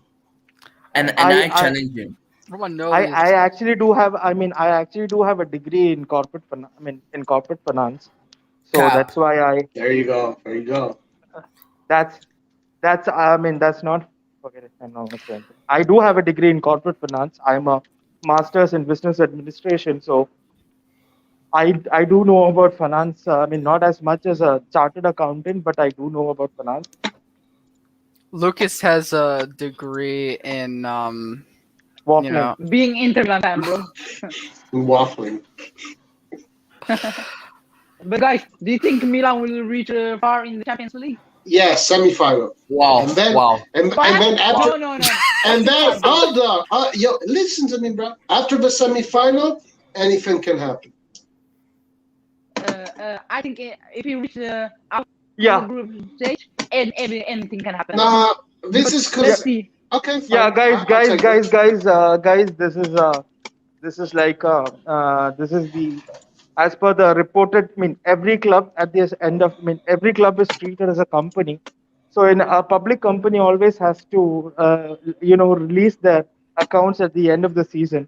So in Yes. every club lets their accounts go at the end of the season. So for this season, that is the 2021 season, the accounts will be released on January. So as per Inter's accounts, they have a total debt of 757 million euros. Is this in euros? Yeah, it's Yeah, in euros. Inter. Yes, Have Inter a have debt. that. And Inter have Inter have a Bro, debt look of at Barcelona's debt. That's yeah, much. Barcelona actually, and let me point to the top. This is from after the 2020 season. This is not included the last season where in we all Italian teams played without fans in the stadium. So obviously the losses and the debts would have been definitely more, especially since Chinese Bro, cannot. The Chinese government have actually cracked the whip on Chinese companies investing in outside of the country, which is why even Yong Hong Lee actually faced difficulties in paying the wages of players. Rohit, Yeah, please. I was just gonna ask you, since this is from 2019, 2020, and Yeah. I would just assume that as of now, the situation, I mean, not now right after selling two players, but for this summer, their situation was likely much worse than it is in this chart. Exactly my point. Exactly what I'm trying to educate Lucas here. but 757 million. Man, Lucas, believe what me, are you gonna? Lucas will not understand you, bro. Yes, He's an Inter Milan fan. But you're not mentioning the fact that they got like 270 million loan from Oak Tree. You keep forgetting that they got money from Oak Tree, Yes. bro. Why did they get a loan? You don't Inter Lucas yes fan. and Tell me, yes please, and why if they they get don't a pay loan? the loan, then Oak Tree becomes the owners, just like Elliot. Bro, you are the biggest Inter Milan So fan I've seen in my life. Oh my days. I'm gonna dispute if he's a Milan fan or an Inter fan. But Oh, bro. 757 minus 270 is still what 400 500 million. So they still have What? 500 million debt left. What? So where What? You cannot, bro. Lucas, So what happened to the to the shirt I mean to the jersey sales and the TV revenue? What happened to it? I mean, that's one thing I actually want to debunk on live podcast. There's nothing called as a TV. We sold this much and got TV shirt sales. Actually, every company that is, let's say for us, it's Puma. Puma actually has a deal with AC Milan that they will pay AC Milan 15 million every season plus a small percentage of whatever they sell. So it's not like they sell this much of shirts and they get that much of money. It's not like that. Yeah, Even I know that. And Inter is getting paid like 30 million from this socials company. okay, that is still Yeah, 30 million. That is still 30 million. And even actually Inter Milan are only getting 300 million in a year. When in England they're making plus 100 the million a year. 270, plus the 270 from Oak Tree, So 270 plus plus 30 70 million from Hakimi though. and 40 million of that went to Real Madrid. They haven't paid Real Madrid for the transfer. Plus, yes. Plus the Lukaku Yeah, money. and 50 million for No, 50 no, million no, for no, no, no, Lukaku's no, transfer. no, no. At this point, I, I don't think your calculations are correct. I just think you're estimating them, and they're just trying to look big here. But Actually, it's there. it's actually false. It's actually false, bro. Actually, it's there. It's Actually, it's there false. right It's in front of false. your screen. Your It's your calculations are not accurate. Your actually it's calculations are right not there in front of accurate, your bro. screen. Wahid, Yeah. Wahid, you just said this is 2019, 2020. Your calculations aren't accurate. I think they're It's worse now for Inter. They're probably worse. you are actually it's there right Yeah, in bro, front that's of what I your said. it's Your right there in calculations front of aren't your screen. accurate. If they were accurate, Inter wouldn't spend 40 million on Zapata or Moiskin now, They or haven't 50 spent million anything. on They Dumfries. haven't they No, haven't spent yes, anything. yes, yes, but they are reported to spend money on a They striker and a reported right wing back. somebody reported Milan Messi to Milan. So does that mean it's true? No, Does that mean I'm not talking about your uncle who is reporting this kind of news. I'm talking about Fabrizio okay, Romano. guys? I'm I'm talking sorry. about I'm sorry. Damasio. I'm sorry, guys. I cannot take this kind of personal insult. What do you mean? What do you mean? How is that an Uh oh. insult? How is that an insult? Wow. Wow. Crazy. That was crazy. How is that an insult? You No, go too What far, a man. debate. That was. You go Lucas, too but far, man. Lucas, you definitely lost this argument. Everybody knows that Inter is in financial turmoil, and they're bleeding. They're basically they're a sinking ship, and that's just the way it is. And you really think that a team like how many times were Barcelona offered millions and millions and millions for Messi? They never sold Messi because they wanted to keep Messi to keep on winning. Whoever they get is going to be a downgrade from Lukaku. A team that downgrades like this is a team that is in financial turmoil.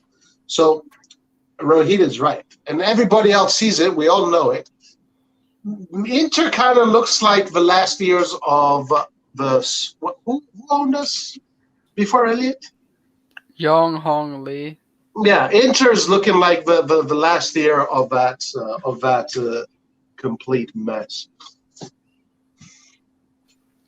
Yeah, I mean, of course I would agree with Roy and Rohit about Hey, no, overall. Rohit, where's Rohit? Come back, Rohit. Come back, Rohit. Punch him Yeah. in the face. Come back, guys. Roy, I just wanted to say that I like about the transfers. Lucas was right in the fact that, I mean, okay, Rohit is right that just because something is reported No, doesn't mean no, it's gonna Lucas is come not true. right. It's not No, no, right no, no, no, because no, no, no. because He was no, right. no, He was let right. me let Roy, Antonio, Roy, Lucas who's is the not transfer right. guru? Roy, who's the transfer guru? I'm just speaking on what I Exactly. know. There are real links, like not just like Messi, Milan No, links. that's There are fine. actual That's links about fine. these Those players. could be real links. But how are they paying these players? Huh? They're playing. Okay, I'll give you 5 million this year, but next million, I'll give you the rest. Yeah, Roy. right. Next The year, media, Roy, Mia. Oh, yeah. the media is making Inter situation seem worse than it actually is. Lucas apologized No, it to doesn't, Ray. bro. Okay. I'm sorry, Rohit, for mentioning your uncle into this conversation. I shouldn't have mentioned your uncle in this conversation. I think we should have just kept it away from it. So I'm sorry. If you're going to attack, well, okay. Listen. Rohit, come back. I want to say this, Lucas. Who was the team in Italy that couldn't afford to pay their freaking players? Inter. Thank you. There you go. So Yes, but the media is making it seem like Inter can't spend a single penny on a player. No, they might be able to do these kind of deals where I'll pay you this and that with these interest deals. But you know what's going to happen with these deals? We're probably not going to be able to pay them in the end. Like Lukaku. Look, they didn't pay for Lukaku. They didn't pay for Hakimi. They didn't finish those payments. The money that they made, that they're getting with Lukaku, they have to still pay for Lukaku, right? But they sold Lukaku, but they still have to pay for it. They sold Hakimi, but they still have to pay for it. And they lost Eriksen, which was a little bit of bad luck and whatever. Inter is in a terrible situation. Guys, Rohit is back. The one and only Rohit. Rohit, fine. I admit defeat. I admit defeat. You can get angry. You can insult me, but do not mention other people's family members or anything like that when you're having a conversation. That's not a way to debate. Yeah, I'm sorry. Well said. So Rohit, I had a question, and I saw someone else had a question. I guess you can answer Yusuf's question first. He said, "Okay, so let me actually get into that the screen. What is shown on the screen? So everything has been, the total debt has been like turned into different overheads or different categories. So you can see something called as a transfer debt. A transfer debt is what a club owes to other players. So Inter Milan owe other clubs 182 million, of which 50 million was of Lukaku's transfer fee, which is what I've been trying to tell Lucas since some time. And to what Yusuf asked, financial debt is something that we are the name of our guys. Just give me 5 minutes. Please speak or something else. I have some work. Okay. So we're talking about, I guess we're talking about Juventus and Inter because that's always fun. So Roy obviously thinks that Juventus can win the Champions League this season. Juventus is a fantastic, incredible club. Does anyone else think that as well? What? Can you repeat that? Can Juventus win the Champions League this year? No, I don't think so. No, they can't. I don't believe so as well. Bro. Can I tell you something? How much Champions League have AC Milan won? That'd be 7. 7. How many times have Juventus lost? 7. I don't know how much they lost 7 finals. 7. You have lost 7. We have won 7. That's a losing team, bro. Yeah, I mean, and that's why I think Juventus fans are so salty. They're the saltiest fans in the world. Yep. I mean, they have they just lost 3-0 to Barcelona with a strong team. Barcelona without Messi, who are and it was a pretty poor performance from Juventus. But I mean, it's Allegri. I think it was one of his first games. I mean, not his first, the couple friendlies. So we have to see how he deals with Juventus this season. In the past, I've always liked him as a solid coach, but we have to see what happens now. I haven't liked him. But we cannot judge from friendlies how they're going to do this season. Yeah, of course, yeah. I mean, I mean, they played with Ronaldo and a lot of players that were strong. If you it was surprising. It was a surprising result. They still may be behind in their preparation. I want to say something. Since you guys know I follow Juventus very, very closely, I want to say that more than half of that team just got back to training literally a week ago. Well, there you go. Are you sure about that? I'm 100% sure about it. Okay, well, I could look into it. Can I ask something? Do you think Ronaldo is ruining Juventus? Yes. Wait, say that Yeah, again. I think so. Do you think Ronaldo is ruining Juventus? Yes. Financially, yes, but I think his play has been good, except for maybe like Yeah. his game against Porto was pretty bad overall. But like besides that one game, he's had good seasons Not and he's been just their best Porto, bro. player. Against Lyon too. He was terrible. The first game No, He against no, scored Lyon. again. he was No, the no, only one he was trying, the bro. yeah, it No, was the only one. I mean the first match. Hey guys, listen to me. I say the first match. The first match he was terrible. That match that Lyon won 1-0. No, That match everyone was Ronaldo terrible. was terrible. Everyone was terrible in that Juve game. There was no one player that was good. Guys, Look. When you paying a guy 30 or something million, and you can't even get to you can't go beyond the quarterfinals. At that point, you just got to do something about it. It's like it's not worth it. It's not worth paying someone 30 million. This is why I'm saying I'd rather get Florenzi than Messi, because if you have a guy like Messi, you're paying 40 million, and you can't get over the quarterfinals, and you don't have a multi billionaire backing you up, it's going to become a problem. It's going to affect your transfer market. It's going to affect everything. Well, surely this is going to be his last season in Juventus because they cannot match this financial burden any longer. Yeah, and plus he really doesn't look that motivated after last season. But you cannot fault him domestically. He's been outstanding considering the player's age and everything. It's remarkable. Yeah, for sure. He's been great. Was everyone, just a quick question, was everyone here happy when Juventus lost to Porto? Because I know I was happy. I was No so way. happy, bro. Why? Wow. Yeah. No, I wasn't happy. That just gave us I mean Serie A bad vibes. Lucas, are No, you no, saying no. this because Listen, Ronaldo is Bravo, Portuguese? Lucas. Bravo, Lucas. No, it's no, because listen to me. it's because people called Serie A the Farmers League because we No, Lucas, listen to Juve me. lost to It Porto. don't give Serie A Bravo, bad Lucas. reputation. It gives Juventus bad reputation. No, Well, it the gives the problem is league both the Juventus league and bad Inter were reputation. horrible this year. That's How can the Serie A league leaders lose to Porto? That's just terrible. well, and what's even worse is that Hello. I'm hello. back. Yes, sir. Okay. Yes, sir, Rohit. Okay, so let me speak. So AC Milan is called AC Milan Red and Black, and it is registered as a company in Switzerland, which is owned by another company called Red and Black Investments, which is again owned by another company called I can't remember the exact name. Which and that third company is again owned by Elliott. So this is kind of a cascading effect created by Elliott in order to save taxes.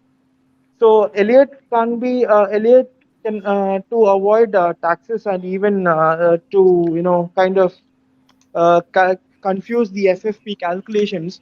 They kind of lend money to the club, to the company, that is to AC Milan Red and Black SPA, that is the first company, at 0% interest loan. So, like, let's say if they're lending us, they're giving us 100 million to pay wages. That will be considered as a loan. Which is a loan is a debt. So that debt is what Yusuf and what Antonio was speaking about. Okay. And then the other question that I was going to ask you, because it was Very interesting. back when we were talking about owners, and you were saying that you wanted like a balance between a wealthy owner and someone with a good business model. Yes.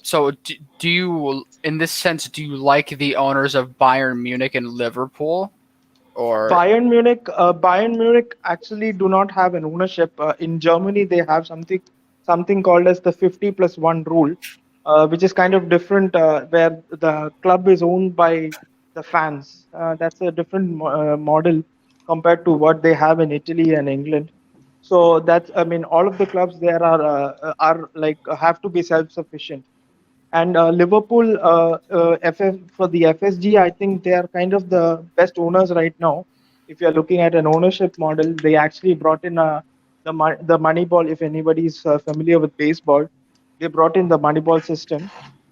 So like I mean, I mean, they have four research scientists there, Michael Edwards and a guy called Witherspoon, where they actually use data to crunch the numbers and even help Klopp with his tactics. So they have a completely different model. But I think even the results of Liverpool cannot be extrapolated to the Italian league, because the Italian league is right now a failing model for me, because even Agnelli, who has been uh, how to say, I mean, he has been dominating Italian league for like the last 10 years. Even then, Juventus is still in like 400. I mean, you can see in this graph, you can see that Juventus is having 752 million debt, and this is before the pandemic situation set in. Yeah. So I mean, I think that the Italian league is a failing business model, something that needs to be addressed very soon. I mean, as much as we can laugh at India, I think we have to be cautious ourselves. And I think no owner would want to come and invest in Italy if we continue like this. Yeah, I think it's getting like to the point, especially now that you're seeing all these signings and like the lack of activity done by Italian clubs and Inter's financial problems and the past Champions League performances. It's just getting to the point where everyone is starting to realize that Italy is kind of fallen behind economically, and it's affecting performances in the European stage. But we'll see if that changes this year. Um, and I've also just noticed this with other like YouTubers, other social media. Like it's becoming noticeable. Like there's a gap that's starting to be created with like PSG in the Premier League and other teams like Spain and Italy especially. So that's interesting. My other question is about Bayern. Since you told me that, so how is it that Bayern are able to create Bayern are very good at taking a lot of the talent in the Bundesliga. So how are they able, if they're owned in this way, to dominate in like domestically? Bayern has been having a historical iron grip on the Bundesliga since like the 70s. I think since the days of Beckenbauer and Muller, I think that every German talent actually would want to play for.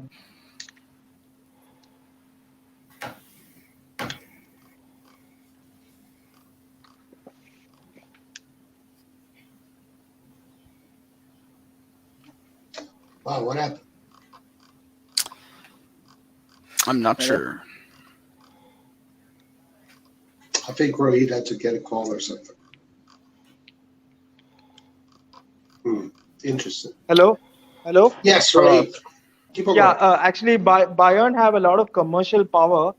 Like they are I think they are sponsored by some huge car companies. I don't know which is that car company, but and they are actually acting like a kind of owner underneath the covers.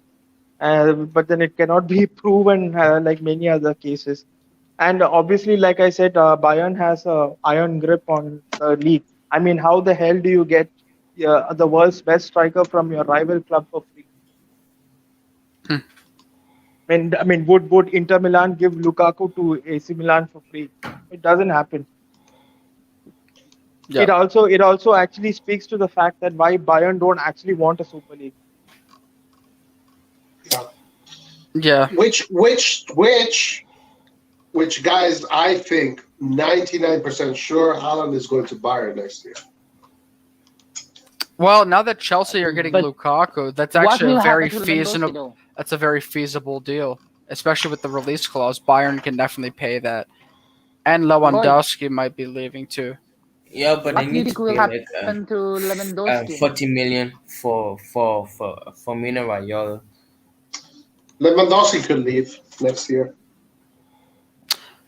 Yeah, I see Lewandowski coming to the Serie A actually. Yeah, Guys, me too. can I ask you? We should sign him. Lewandowski if Yes. Haaland go to Bayern next year? Yes. Would Milan take Lewandowski? Nice. Antonio, will you guys be happy with Lewandowski next year? Yes. Roy, Yes. Roy, I'm sorry for interrupting. I sent you two pictures in on your Twitter DM. Can you show it? Yes. Can you show it one by one? Yeah. Guys, if you choose between Lewandowski and Haaland, Who do you take? Right now, Haaland. Haaland, obviously. I know it will never happen, but so Haaland. I mean, for 1 year, maybe Lewandowski, but Haaland, obviously. I mean, Lewandowski was in Italy for holidays. Yeah, he was. He was in Sardinia, I believe. Yeah, I And see him. he say to Ibrahimovic was his idol. So if Ibra will play till he's 42, Lewandowski would be a beautiful replacement for Ibra. Yeah. I see. Oh, look, Bayern are definitely 100% going to get what's his name, Haaland. So what's his name is going to definitely come to. So hold on. Let me. Roy. The only other. Lewandowski or Skamaka? Skamaka, obviously. Samaka is I overrated, knew it. bro. He's overrated player. He's not being Oh my serious. days, There's no point in arguing with him. Yan. I know that Lewandowski is better than Skamaka, but Skamaka is not overrated. He's overrated, I bro. would say He's he's the new El overvalued. Shaarawy. From Sassuolo Bro. won like 35 million for him, which is super overpriced in He's my a opinion. donkey. Guys, He's not believe good me, in my opinion. He's the new El Shaarawy. Guys, do you remember El Shaarawy? That Egyptian guy, Roy- El Shaarawy. Guys, okay, just the guy's only 21. Guys, wait a little bit. Okay. No, he's So 21. here, 22. so here is the official amount of TV money that each club is gonna get in the Premier League. So you can see that Manchester City, who won the league, are gonna get 175 million, and the team who are gonna get relegated are getting 106 million. There is Sheffield United are gonna get 106 million as TV money. Can you show the next picture? Yes. Oh, that's Premier League. Good money.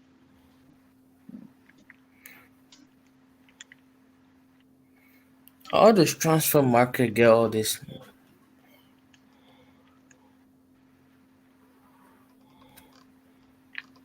And this is the Inter Milan who won the Scudetto, got 65 million.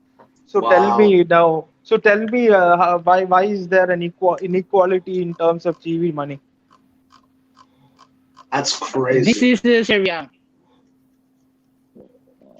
That's some bad shit, bro. It's more profitable to come to take last position in the Premier League than come first in the Italian Serie A. That's crazy. That's some sad shit. Yes. I mean, So does this? that was so for does- last season. I think next season is going to change. So does- But slightly. It's not a big change, So does bro. Lucas actually get my point now? I hope he did, bro. Yes, but I don't agree with Inter had to sell Lukaku to make money. They still have 50 million to pay to Manchester This United. Inter money, It's bro. reported in the. Yes, it's- but they didn't need to sell Lukaku. They had to sell Lukaku. The whole even Coursera was reporting that they are actually close to selling all of their players if a good offer came in. Wait. So if they needed to sell Lukaku, why did they reject Chelsea's first bid? Because if you can get more money, if you can get more money for your player, why would you settle for less money? It was 100 million bid. Why did they reject the 100 million? So bid? what did they get right Because now? they How knew they much could is the get offer? more. No, they got Lucas, 150 let me tell you mil. why. Because they knew Chelsea had more money. That's why they say no. Come on, man. Lucas, if My AC Milan, hearing. if Theo Hernandez, if PSG bid 40 million for Theo Hernandez right now, would AC Milan reject the bid for a 60 million offer, or would they 40? sell for 40 million? There's a 20 million difference there. So there was a 20 million difference in. Milan wouldn't even sell him for 60 mil. Okay, I'm just We giving will you an even sell him example. for 80. We're just giving an example. So let's say the first offer for Theo Hernandez was 60 million, and we asked for 80 million, and PSG gave it to us. So that's a higher bid, right? Yes. Yes, so that's what even Inter Milan did. They knew they know that Chelsea have a lot of money. Since can you get back to the older picture, Roy? Yeah.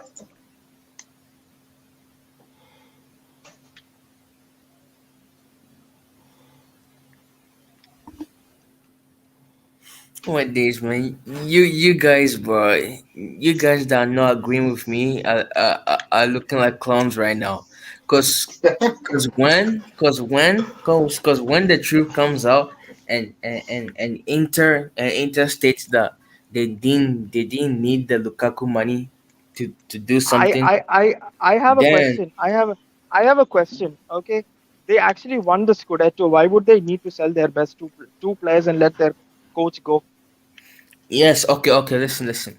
They Okay, needed one to minute, sell one a minute, one few. minute, one minute, one I minute. Yeah, sorry, agree. sorry. I'll get back to you. So Chelsea last season got Wow. 175 million from TV money, plus they won the That's Champions League, which is another 200 million. So they have like 375 million plus all of the sponsorships and all of the other money that they generate. So are you telling me that Chelsea cannot offer 120 million to one of the best players in the world? Yes, they can. But my point is that Inter didn't need to sell Lukaku. That is my I- point. If they They didn't did need to sell, if they didn't need to sell Lukaku, why did they sell Lukaku? They rejected the first bid They rejected the first bid, but why did they again ask for more money and then accept that bid? because Lukaku was pushing to leave Why was Lukaku pushing to leave? wait. because he Where did was you going hear to that? end Where because did he you was hear going that? Well, to he towards was going to after the get initial bid, just Lukaku, there was news that said that Lukaku became open and convinced that to join Chelsea. Yeah, after they said that they were going to sell him, but before no Well, no that, Inter no rejected the after first bid. Abramovich's son went to Milano to convince him to join Chelsea. Yeah, that's true, but Lukaku was convinced after like the first bid was rejected officially. That's when the news started to come out to say that they actually convinced him. Exactly. no. I think that after Inter made it clear that they wanted to sell him. Now, No, they never made it. hold on, because of PR, of course, Lukaku is going to say, yes, I want to go to Chelsea. I mean, come on. Are you kidding me? Well, Roy, I would agree. There is like one clear argument that someone brought up about Haaland, and it's the fact that Haaland was Chelsea's first choice, but you saw the Borussia Dortmund clearly shut down the ideas that he was gonna be sold. So therefore, Chelsea moved on to the second choice, Yeah. and which is Lukaku. The only Okay. so therefore, there is an argument to be made and say why didn't Inter just outright reject any offer whatsoever? because they Also, needed the money. also, also Exactly. another question is why was Lukaku not? I'll tell you why. I think you, sorry, Ray, I think you answered your question, Antonio. Because Chelsea offered Haaland 160 million, and then they said, "Well, these guys are offering us 100 million. They have another 60 million to play with. Let's say no, and let's see what they come back with." That's called bargaining. That's the world of bargaining power. Chelsea al- exposed what their spending power is, so why wouldn't Inter take advantage of that? Also, another question is why is everybody believing what Marotta says? I mean, is it that he does not lie?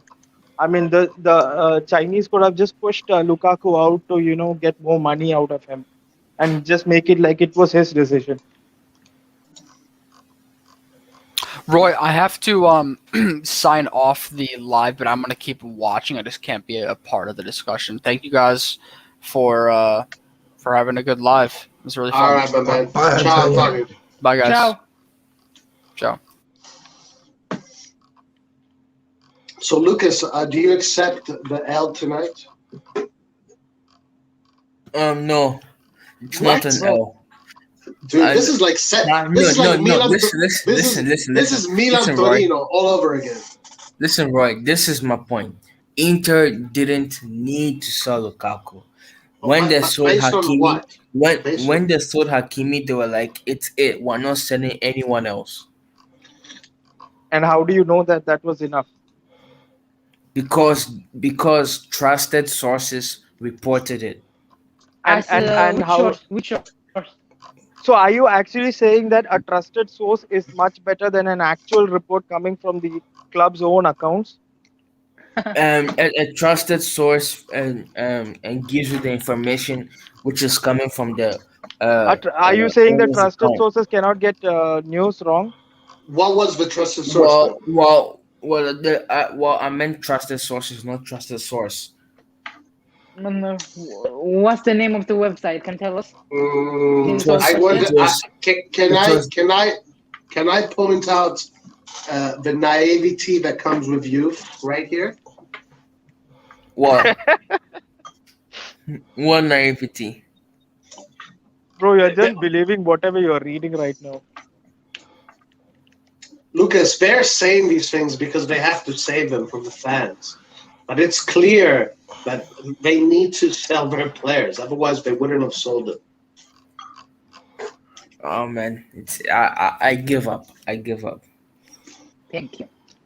No, I give up. No, because I'm wrong, but I can't change your minds. But yeah, for now, it's tough to change their minds because Look at it this way, Lucas.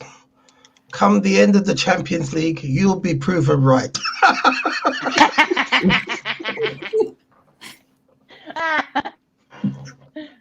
So you think Inter will win? No chance, brother. No chance, brother. Well, No come on, they have a chance. chance. They are. Bro. They have a They are. chance. They They have are a in chance. pot one. They are in pot one. They have a chance, but no, they will not win the Champions League.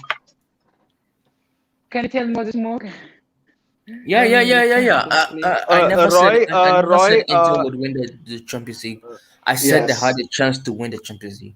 every team has a chance to win the Champions League. That's a basic fact. That's why a competition is played. It's like Yes. saying Yes. even it's like Yes. saying it's like So saying what that was the Venezia have point a of chance. arguing? What was the point of arguing? I do So want you to give. brought it up. No, I said Guys, Inter had a I chance to don't tend to win. be a billionaire. You said Inter Milan has a better squad than Ajax and Tottenham, so they actually do have a chance of winning the Champions League. Yes, that's what I said. So what was the argument about? So that you just said that you think they don't have a chance of winning the So Champions League. without You're Hakimi, contradicting. without Ericsson, without Lukaku, you think they have this squad that can win the Champions League? By the way, Ericsson isn't ruled out yet. But yeah, I think if they But make he cannot the play. right He signings, they cannot have a play for chance. 6 months. Guys, With the Lukaku new- I is mean, official. Yes. let's With the guys, new coach. guys also Yeah. let's let's remind ourselves we are talking about Inter on AC Milan live stream. But at least we're talking about their misery. Listen, look, I have to I agree. respect Lucas because, you know, he's pinning himself against everybody else. I do respect that. But Lucas, this is a big L you're getting tonight, man. Big L. Oh, A really big L.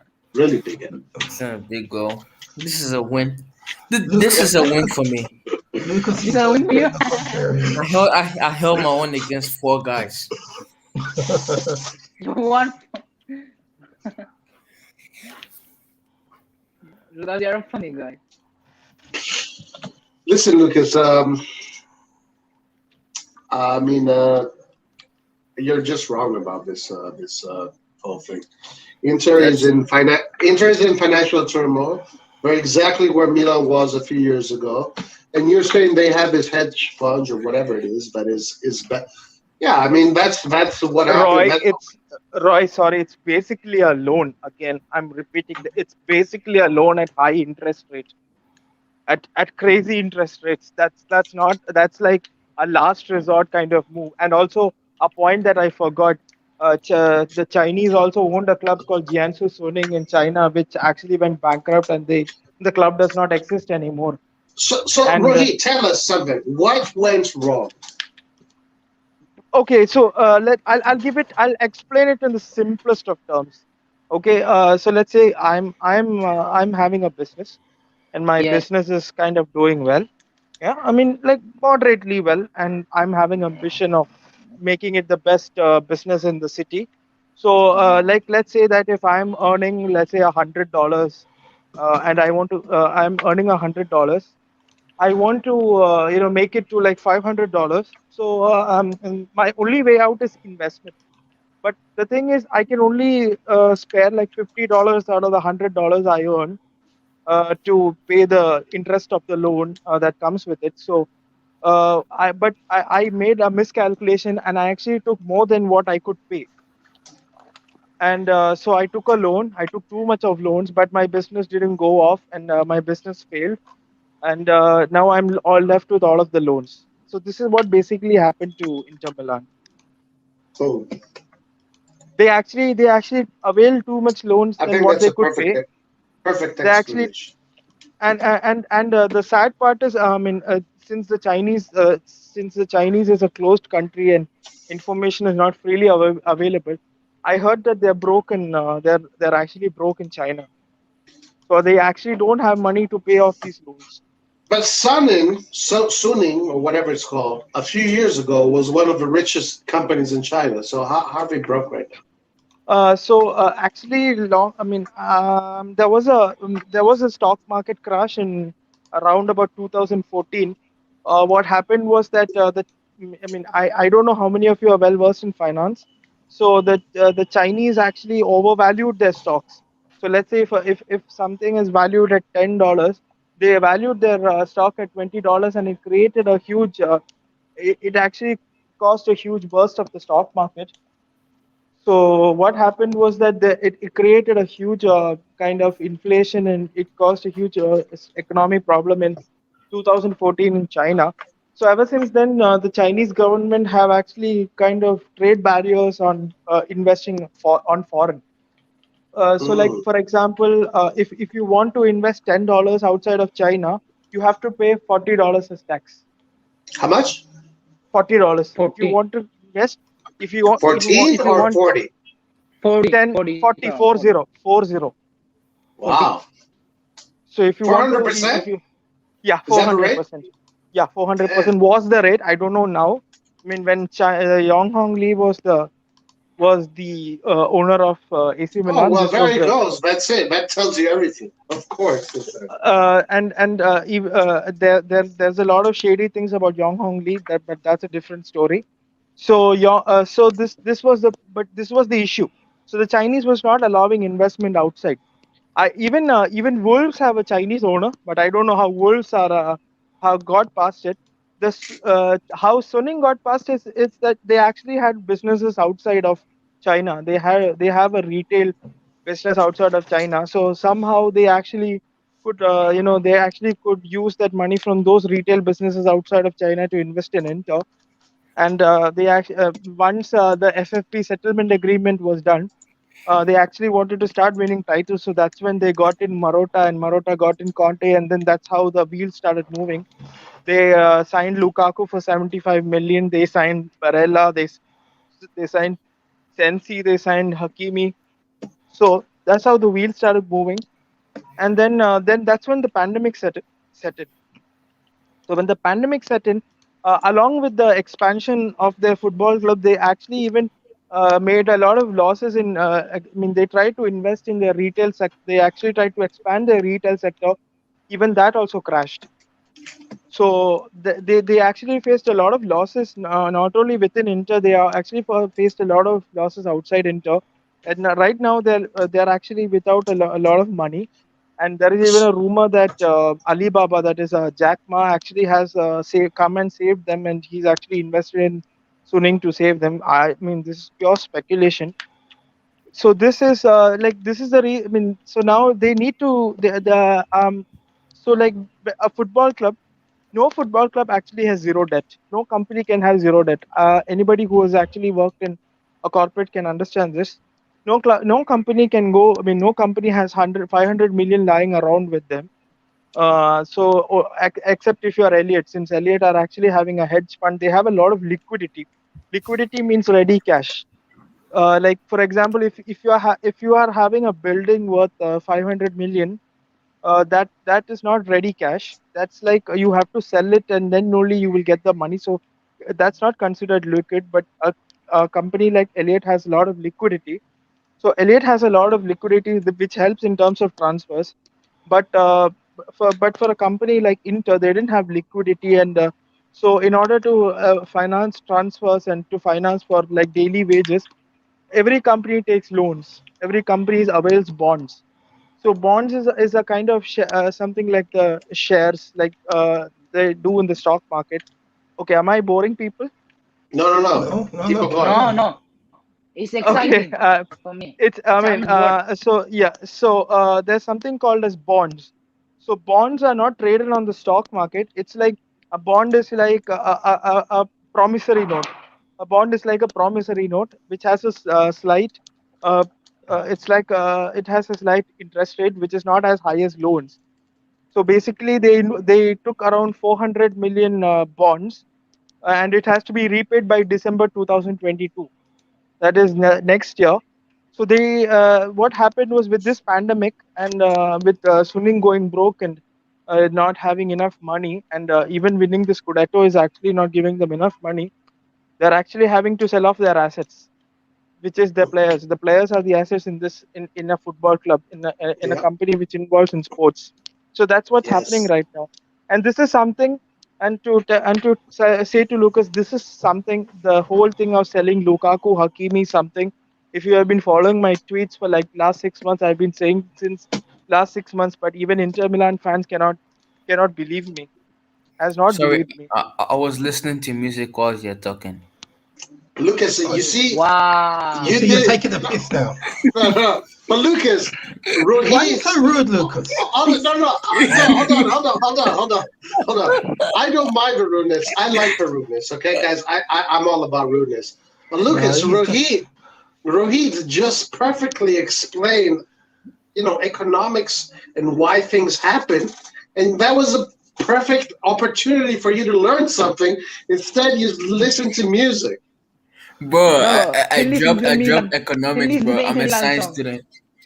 I don't need economics in my life. I'm a science student. Oh, you're gonna be broke like Inter Milan, like your team. What you mean? What you mean? Rohit, you should slap him, honestly. Amazing. Well, even Rohit, even you even explained that even perfectly. even even if you're a curious science student, you would actually be open to listening about other information. And also you No. also need you actually need economics where whatever, even if you learn science. Yeah, I did economics for 2 years actually. You did economics for 3 years, so did you actually No, two learn years, about 2 years, 2 years, two did years. 2 years? Fine, did you learn about working He's capital? capping, bro. No, He's capping. no. Don't believe him. I learned about the mixed No, I'm not I'm economy, not the Hey, okay. macroeconomy. guys, he's babbling Okay, right so now. so you had a basic Yeah, study of. basic. Yes, yes, Okay, basic. okay, okay. There's something called as working capital. So like for example, if like Inter Milan have to pay like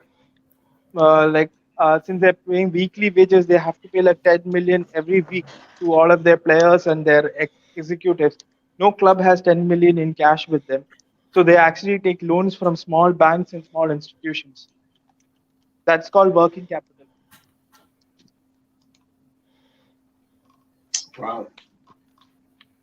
Are you taking notes, Lucas? Sorry, I was listening to music. Can you please uh, repeat it? Luca, can I ask you something? Yeah, yeah, yes, How yes, was yeah. how, how was the Inter Milan song? Is the Inter Milan song good or bad? Yeah, it's good, bro. I listen to it every Yeah, day. until Inter, Inter. Also, I just read this news. I don't know how true it is. I heard that Christian Eriksen's gonna leave. Mm. Yeah, I also He's read going it. to he's going back to Ajax. who's going back to Ajax? This guy, Ericsson. Eriksen. He's but no going back credible to sources Ajax. reported it. Yeah, Wow. but no credible sources reported it. So you need to Right. chill. Yusuf, Milan actually paid 35 million cash for Piontek. Actually, every transfer, I mean, let's say, I mean, whenever there is a full transfer involved, let's say, like, for example, Lukaku's was 75 million. Nobody's gonna pay 75 million in one go. It's actually even like paid in installments. So, like, maybe 3 installments of 25 will give you 75. So that's how they actually pay transfers. But Elliot paid Piontek's 35 million in one installment, and that's actually something Wow, that even the big Qataris have not done. that's a Damn. good news. Elliot, big boss Yeah, man. right, Guys, we got Elliot. please. Roy, Showing the please money, stop but it's a acting like bad you player. care. I mean, of course I Right. care. Right, you don't understand a single thing what he's saying, Right, but yeah. just admit it, please. Roy, You don't understand a single thing. I actually already knew everything he was saying. Roy, The only difference between me and Rohit explains it perfectly, just perfectly, like that's poetry. true. That's true. Okay. I believe you, Roy. I believe you, Roy. Yeah, Rohit knows this stuff. He's very intelligent. He knows all of this stuff.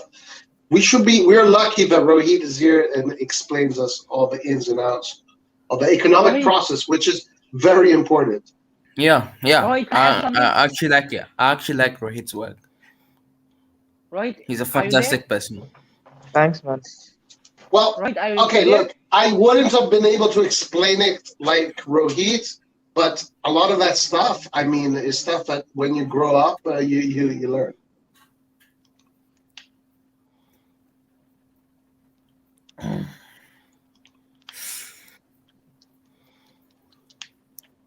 Roy, do you know how we pay Chelsea to buy Tomori?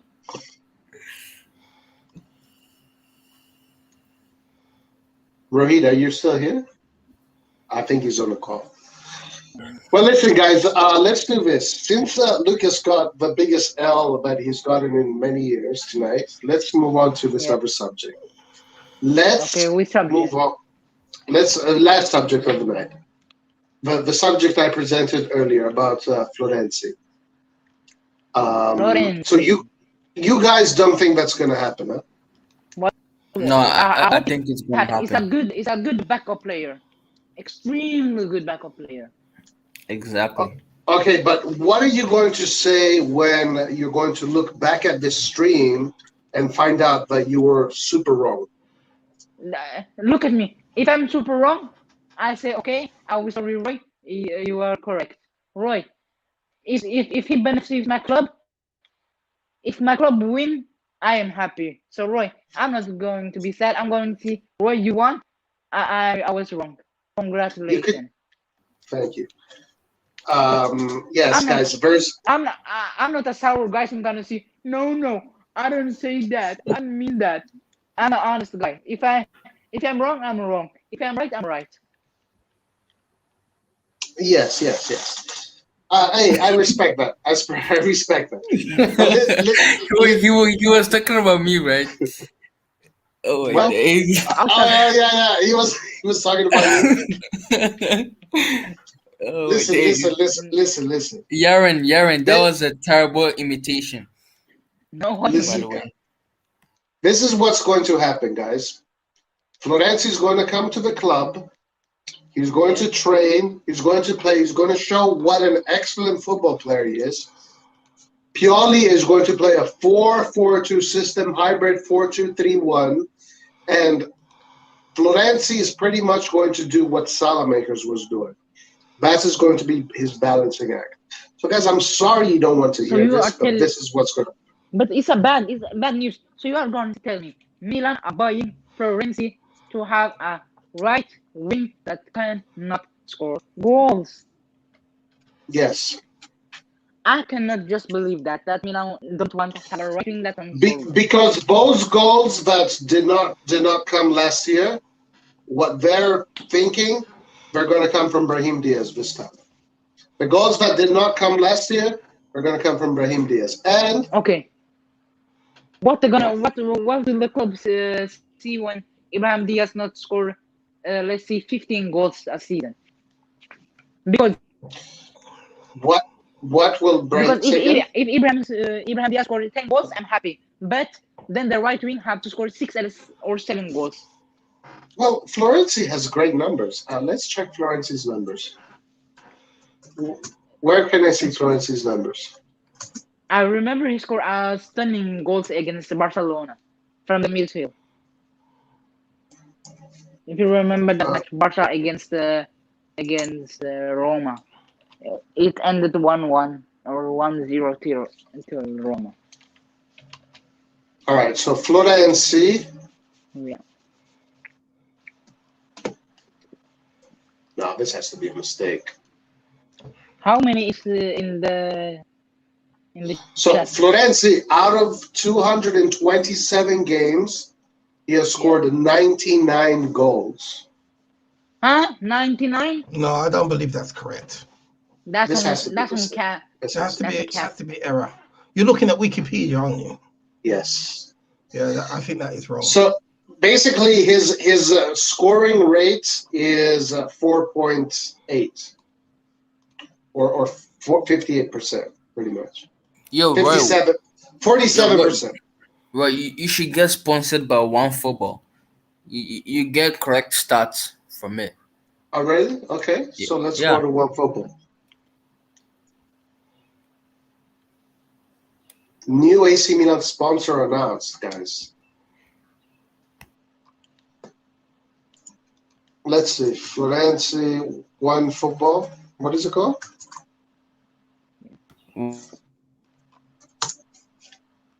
Okay, OneFootball. I'm gonna go to the website and then I'm gonna click on. Okay, so if those numbers are right, guys, then what do you got to say? What have you got to say? It's okay stat.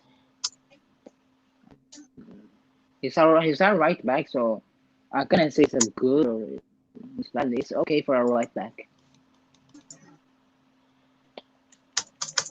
It doesn't give me anything, man. Well, this website sucks, bro. Oh yeah, I was muted. Yeah, I should stop saying the OneFootball name.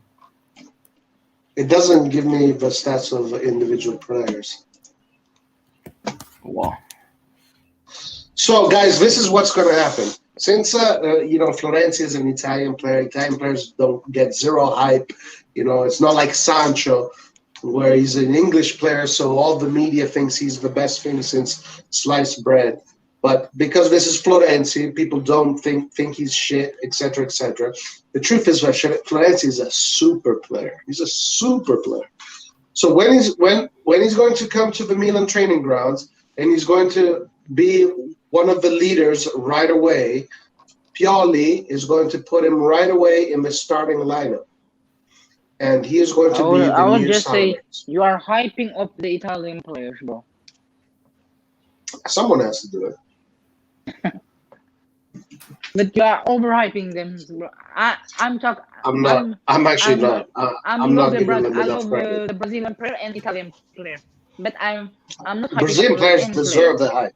Brazilian players deserve the hype. No one deserves a hype. Not even the French, the English player.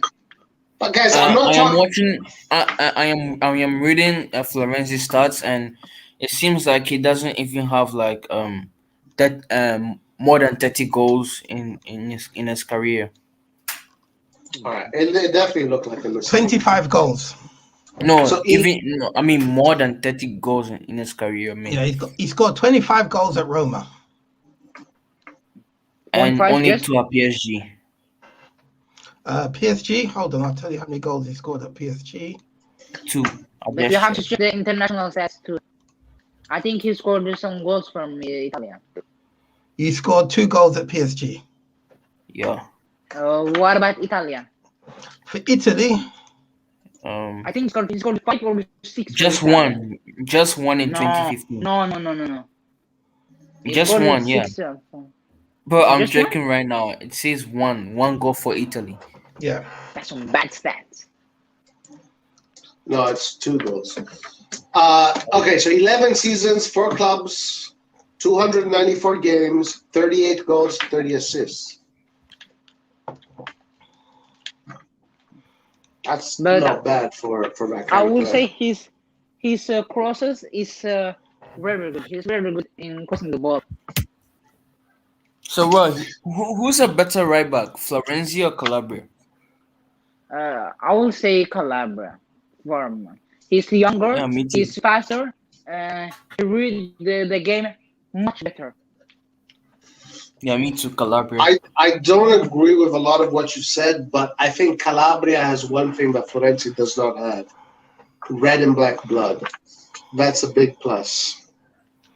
But that's some little bad with Calabria. He's not so good in crosses like Florenzi. Florenzi, his crosses, wow, some Yo, fantastic crosses.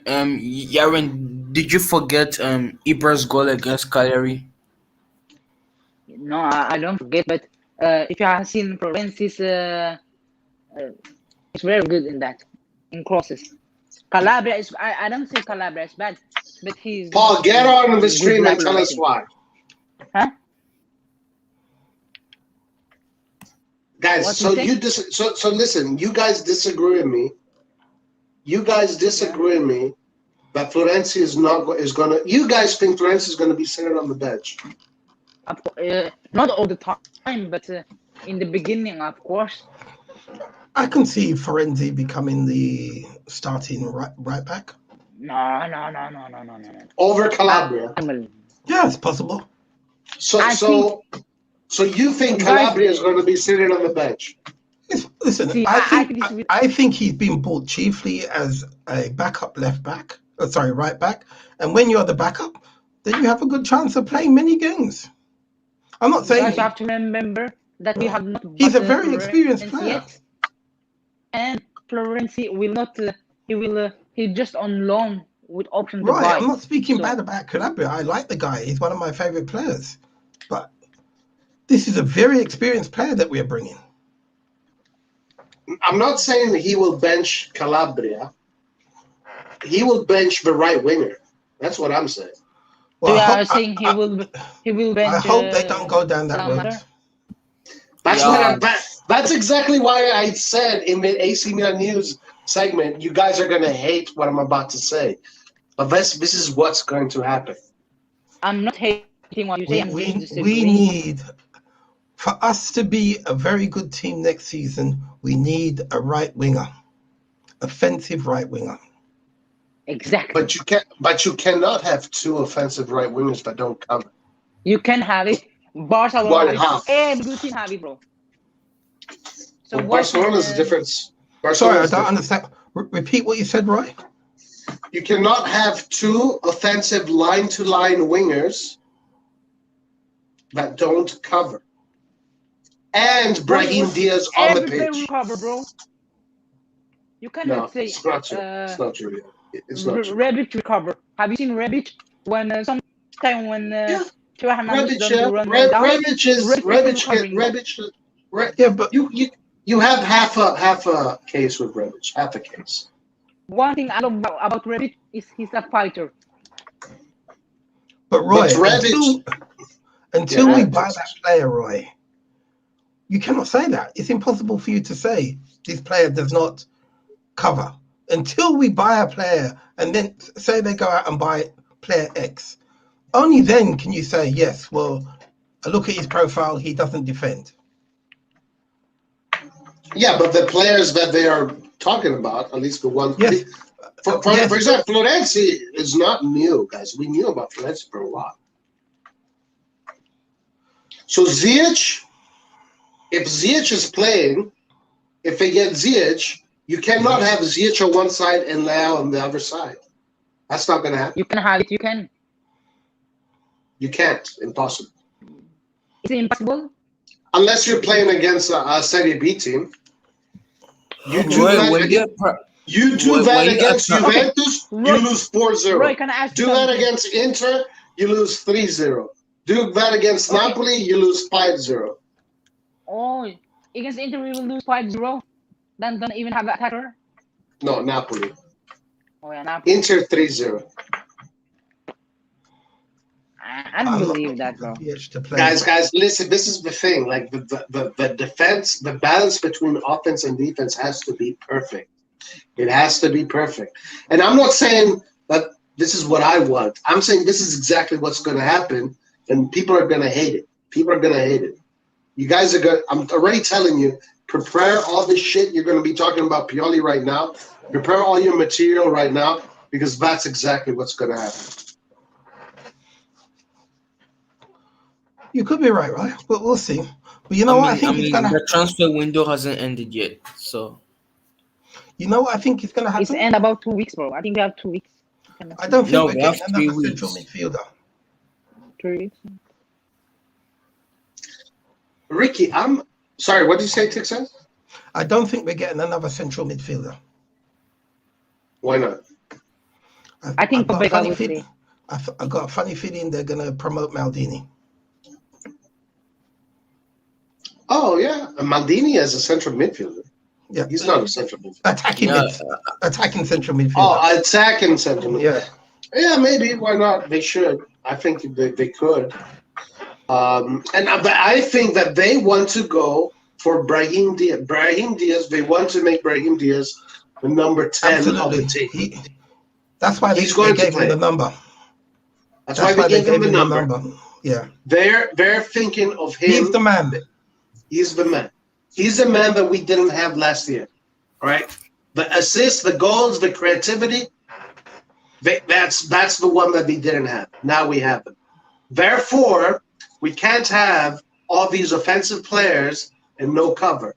This is why the Florenzi thing is going to happen. This is why Florenzi is a brilliant purchase. Yes, to be a backup player. And I know you guys don't want to hear this.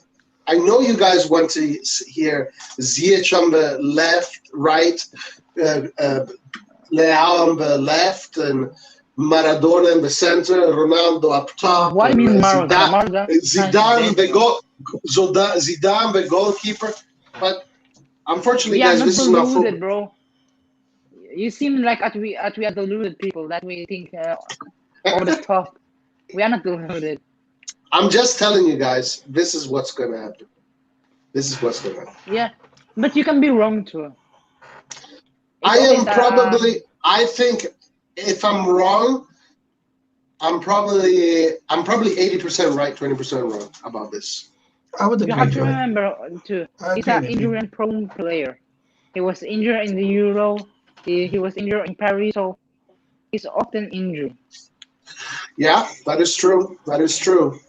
And in that case, I mean, look, if they get Bakayoko and Ilicic, then that's it. You've solved it. Please don't buy Ilicic. Ilicic of the past, if you had bought him for 2 seasons ago, I would be happy. But I agree. This season, wow. This season, he was so shit. I agree. He was so shit this season. I agree. I think Ilicic is coming. I think Ilicic is coming in the last days of the window.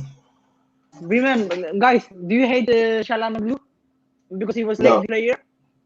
No. Oh, you're gonna hate. Then you're gonna hate Ilicic. Ilicic for the past year, this season, 2020 till 2021 season, he is a lazy player in Lazio. No, my man, Ilicic is a fantastic football player, bro. Why are you hitting on Ilicic? He was a fantastic football player into this season. He was so lazy. I don't know what happened to him.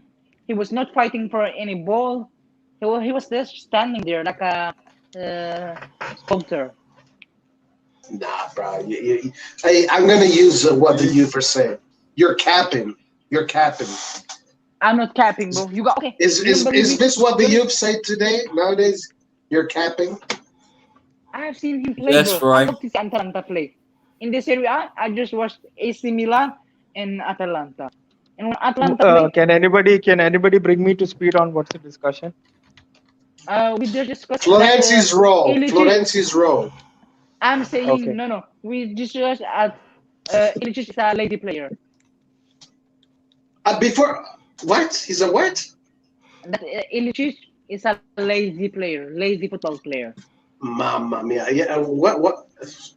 Believe me. What? Have you seen Atalanta I play full agree. season? Ilicic is lazier than Leao.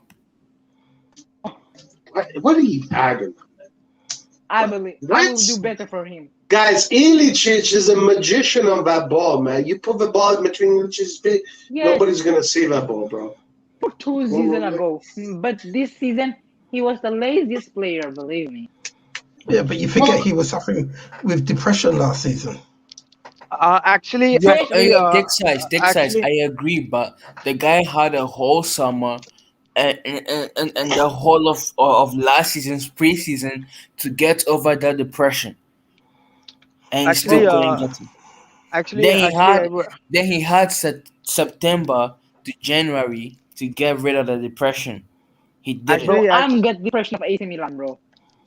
I actually would like to say something. I mean, And depression.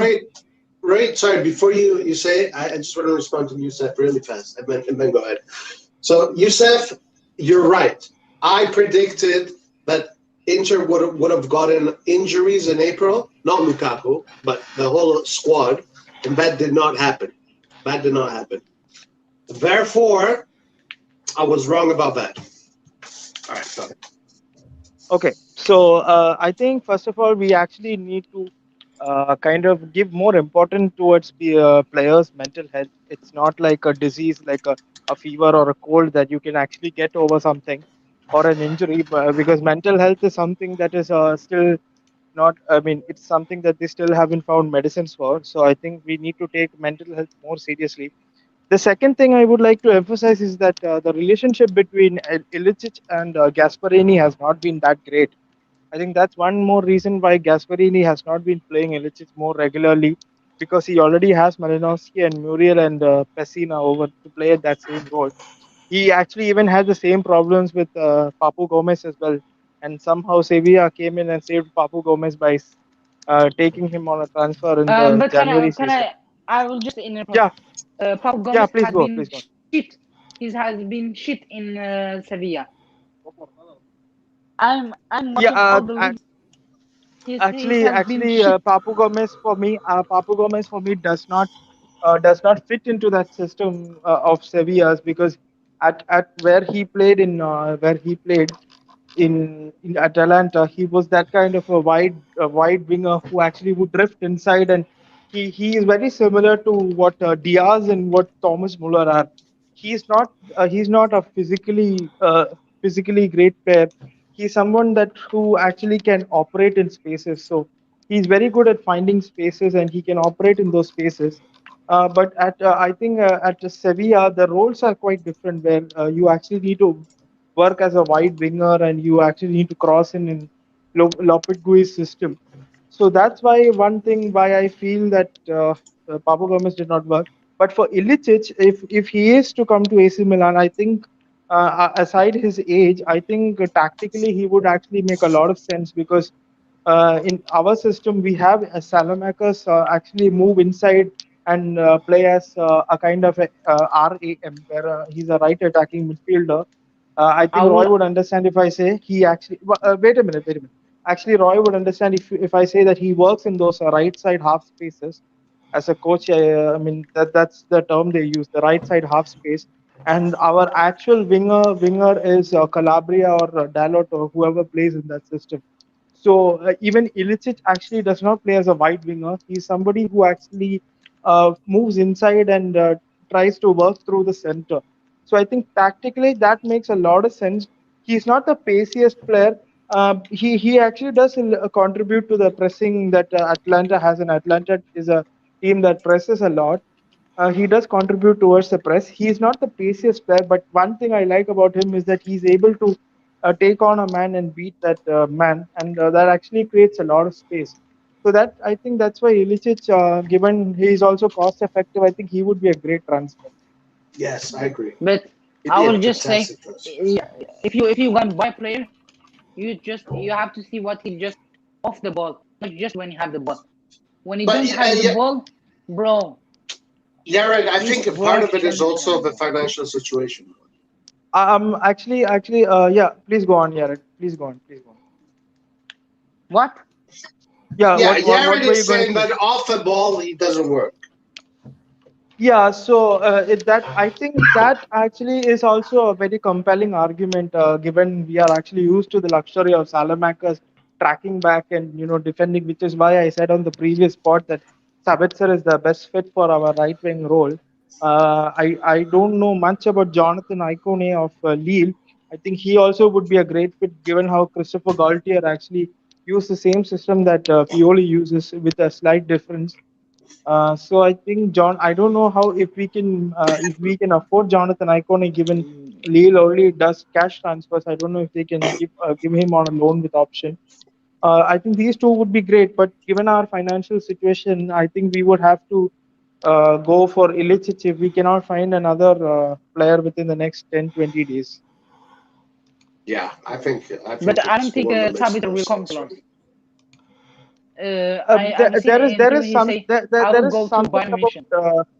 there is something about these German league and German, I mean Austrian or German players. They actually prefer to stay within the league and maybe even play for Bayern Munich as their career peaks. So Sabitzer is like 26, 27 right now, and he's in the peak of his career. So obviously, I think playing for Bayern Munich under Nagelsmann, who was the coach of Leipzig last season, I think that would be a great achievement for him. So I don't think Sabitzer will come. I wish Sabitzer would come, but I don't think he will come. Yes, because he will stay in Germany. Yeah, they all prefer to stay in Germany. They don't like. I mean, I don't know. I think maybe Roy can agree with me. I think Germans and Italians are not very well versed with each other, right, Roy? Well, I think that Germans, when they come to Italy, they do really well historically. I can Uh, only remember. I mean, I remember Klinsmann, Matthaus, and Oliver Bierhoff, but I don't remember much Germans in our history. well, What in about Milan's Klose? history, you have Klose, you have Gossens. Germans Oh yeah, actually do yeah. Yeah, re- Germans actually do really well in Italy.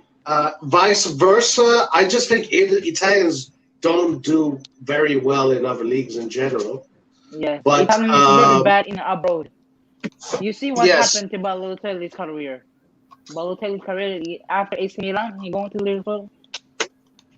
Yes, but Balotelli was the reason why Man City won the Premier League in 2011. He scored like more than 20 goals in that season. I think but Balotelli was the only player that was good abroad. but Sabitzer is not German, guys. Sabitzer is Austrian, so it's Austrian. different, Actually, right? Austrians have a very long history with the Germans, starting right Correct, from exactly. the World War II. I mean, Nazi history. I mean, Right. they actually have very similar cultures as well. I mean, I'm not sure since I'm not from that area, Mm. but they always there's always a lot of Austrians in the German league. The Even the language is similar too. I think similar language is maybe also similar. Even the Austrian league is called the Bundesliga there. So I think they all prefer to be within that same area. Right. So Austrians come from let's say a lesser school when it comes to football, and they tend to go to Germany because I don't know because of the things you said right there. But in Italy, there's not many Austrians that have come and have It, done it, it, great. Italians have a history with the Swiss people. They do? I don't know. Yeah, I mean, even the whole thing of Catenaccio, it actually came from Switzerland. Okay. Oh yeah, Actually, yeah. You said Catenaccio, it's called the Veru. It came from Switzerland in the 30s, and it came to Italy through the influence of the World Wars and the Swiss on Italy. hmm. I don't know many Italians that well Italians just usually most of them stay in the Serie A. The ones that leave the Serie A just disappear. You never hear. They lose their spots in the national teams. Luca Toni was in abroad though. Luca Toni is an example of an Italian that went to Germany and had a great season, right? Or 2 seasons. I think even Barzagli also is there as an example. Barzagli is a good example. He went to Wolfsburg, right? And he had a great season. Zaccardo was there with him, I think. Zola had a great season. Actually, Zola, before Ronaldo, they were saying he was the best foreign player to play. He was the best, yes. Esposito is having a great time at Basel. Where? Esposito is having a nice time at Basel. Which Esposito? Sebastiano. The Inter kid? Yeah. Oh, good. He's a really good player. Okay, so he's on loan there? Yeah. Yeah, he's a really good player. Good, I'm happy to hear that. Wow, yeah. When it comes to the German league, Sabitzer, I think he would want to go to Bayern. I think Bayern is probably going to get it. So, Rohit, I know you disagree with me. So, you heard my take on Florenzi. Why do you disagree with me?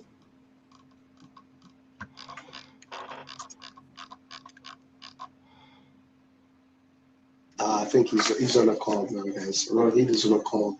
He's juggling a podcast and work at the same time.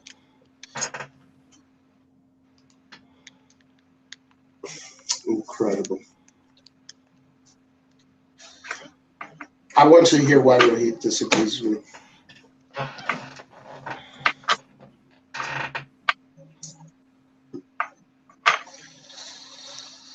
Well, Lucas, what do you have got to say? You have anything to say? Yeah, Tonali posted on his Instagram and countdown to Serie A. Do you think he's going to start against Sampdoria? No, I don't think so. he's not too ready for the start. Yes. I think he will start. Yes, because why? Because Casey come just from the Olympics, so I think he will start. No, if I were to bet $100, you're right, I'd say Casey and Menacer starting. But because Casey, he has not to rest so much, so I think it's good for him if he don't start. But Casey, before the Olympics, was on holiday, man. What? Cassie's before the Olympics, he had a long break. The guy has been working. He should be informed right now. Next week, he's probably on Wednesday. He's probably going to be back on Wednesday already. I think Thursday, Friday, he'll be back. There you go. Friday, he's going to be back. Milan announced that they won't be training yesterday and today. So they will resume training tomorrow on Wednesday, 11th of August. Yeah, I think Casey will maybe come back then. Yeah, he'll come back then. Yeah, he's got 2 weeks before the Serie A starts? Yeah, he's definitely starting. No doubt. Actually, one of the things that worries me the most about this Calciomercato is this renewal of Kessie, because I think that is our best player. That is the most important player. And that is going to show us whether or not this team is the real deal. The renewal of Kessie is going to be... Relax, he will renew.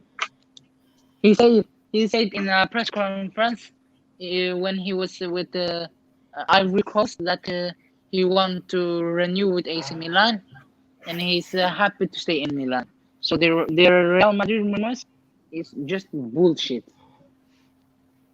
So I think he will renew with Real. I know I even know that Rohit said that they're bullshit. I don't agree with that.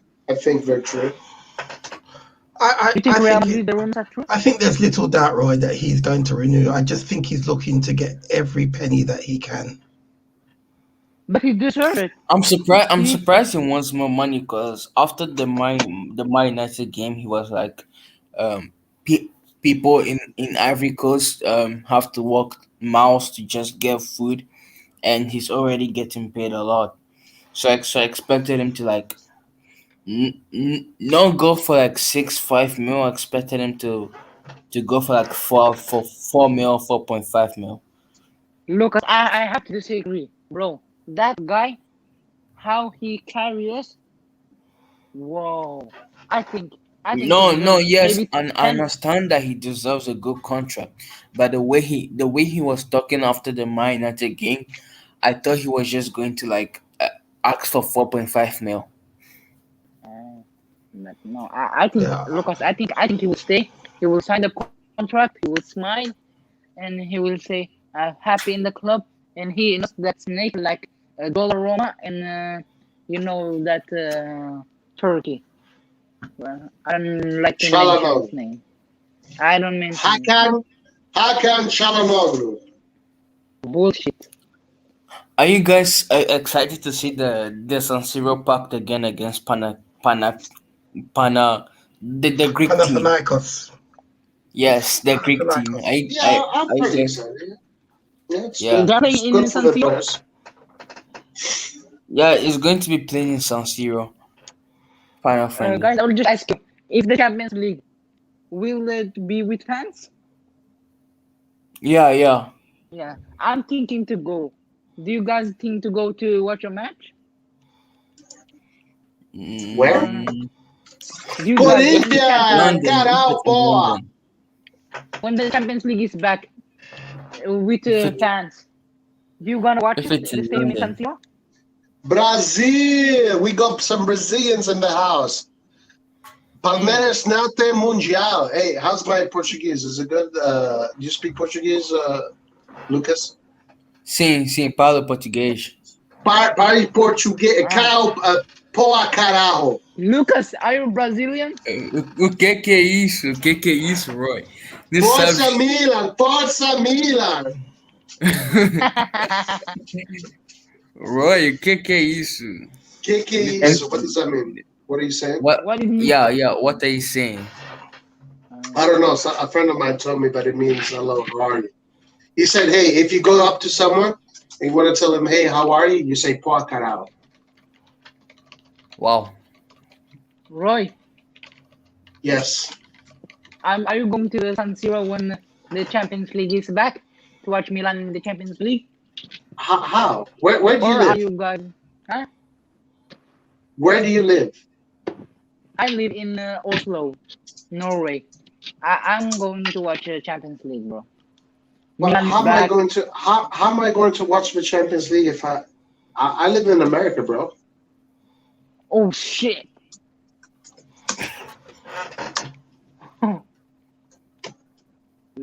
What's You the live in topic? America? Rohit. Okay, here's Rohit, guys. This is the final debate, guys. The final debate. Here we go. Rohit, you disagree with my take on the Florenzi. Tell me when, why, and why. What was your take on Florenzi?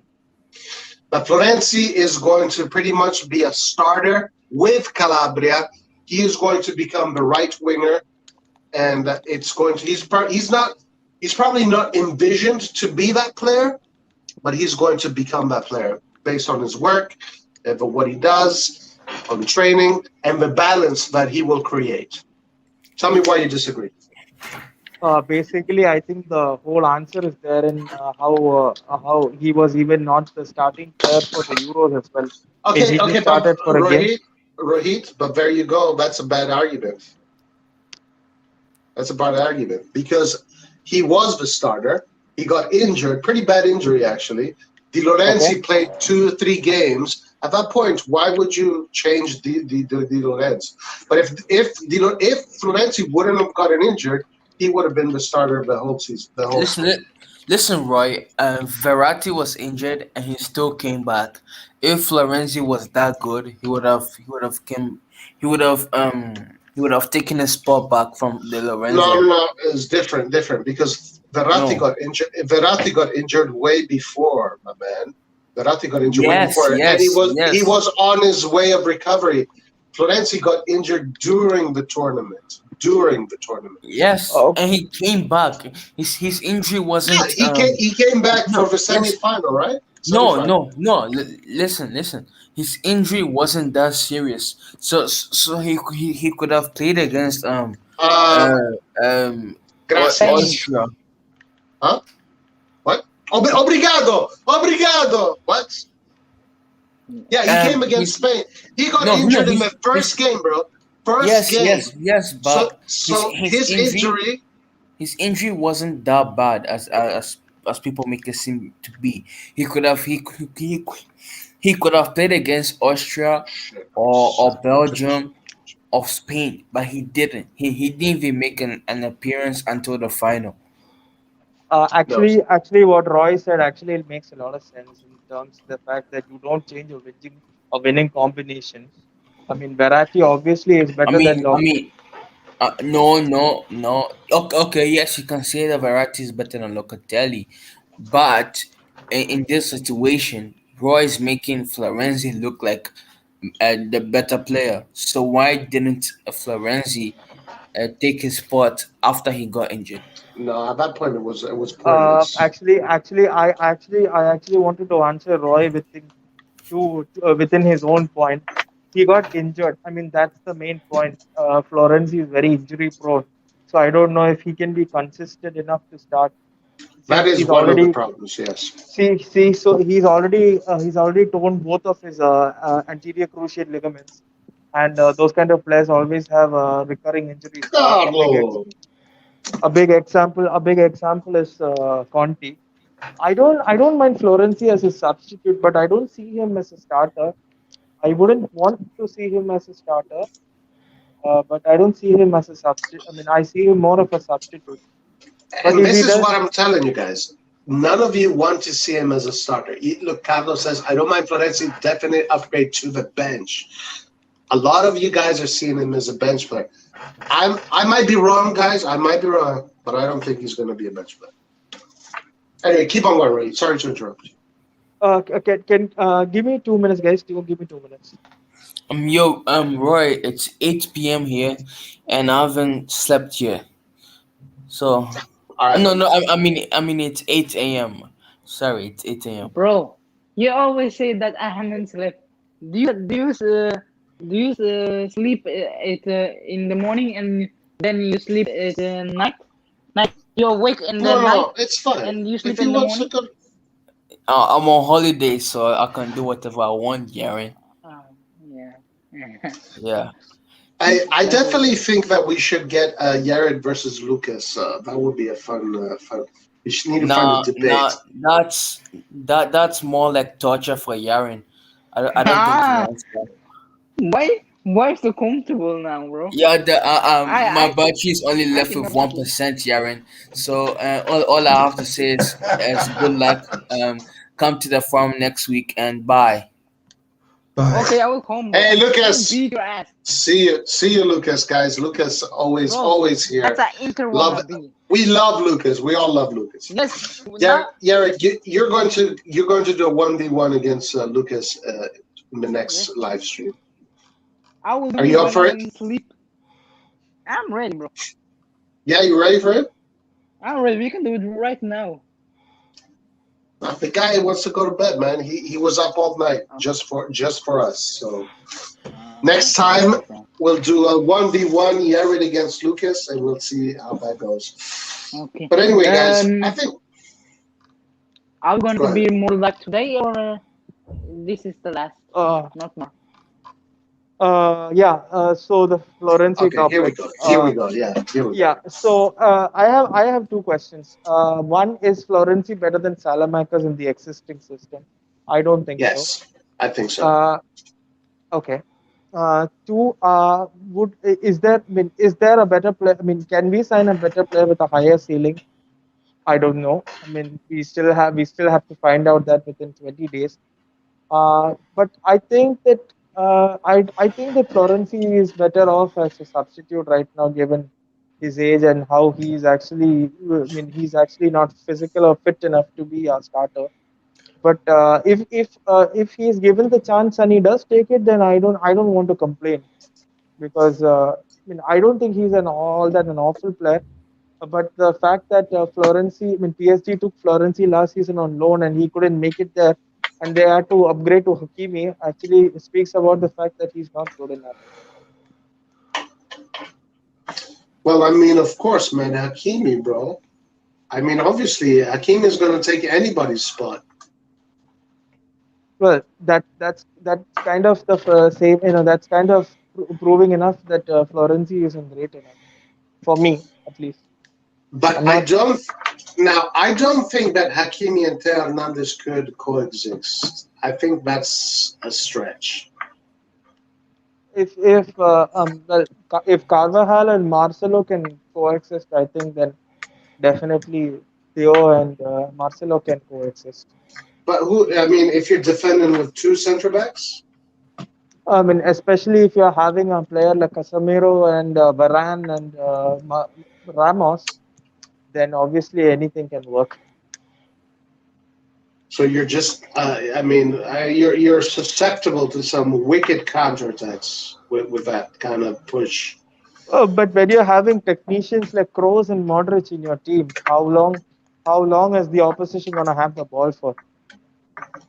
I mean, if a team like that plays against like one of these teams that, like a Mourinho team, like a Conte team,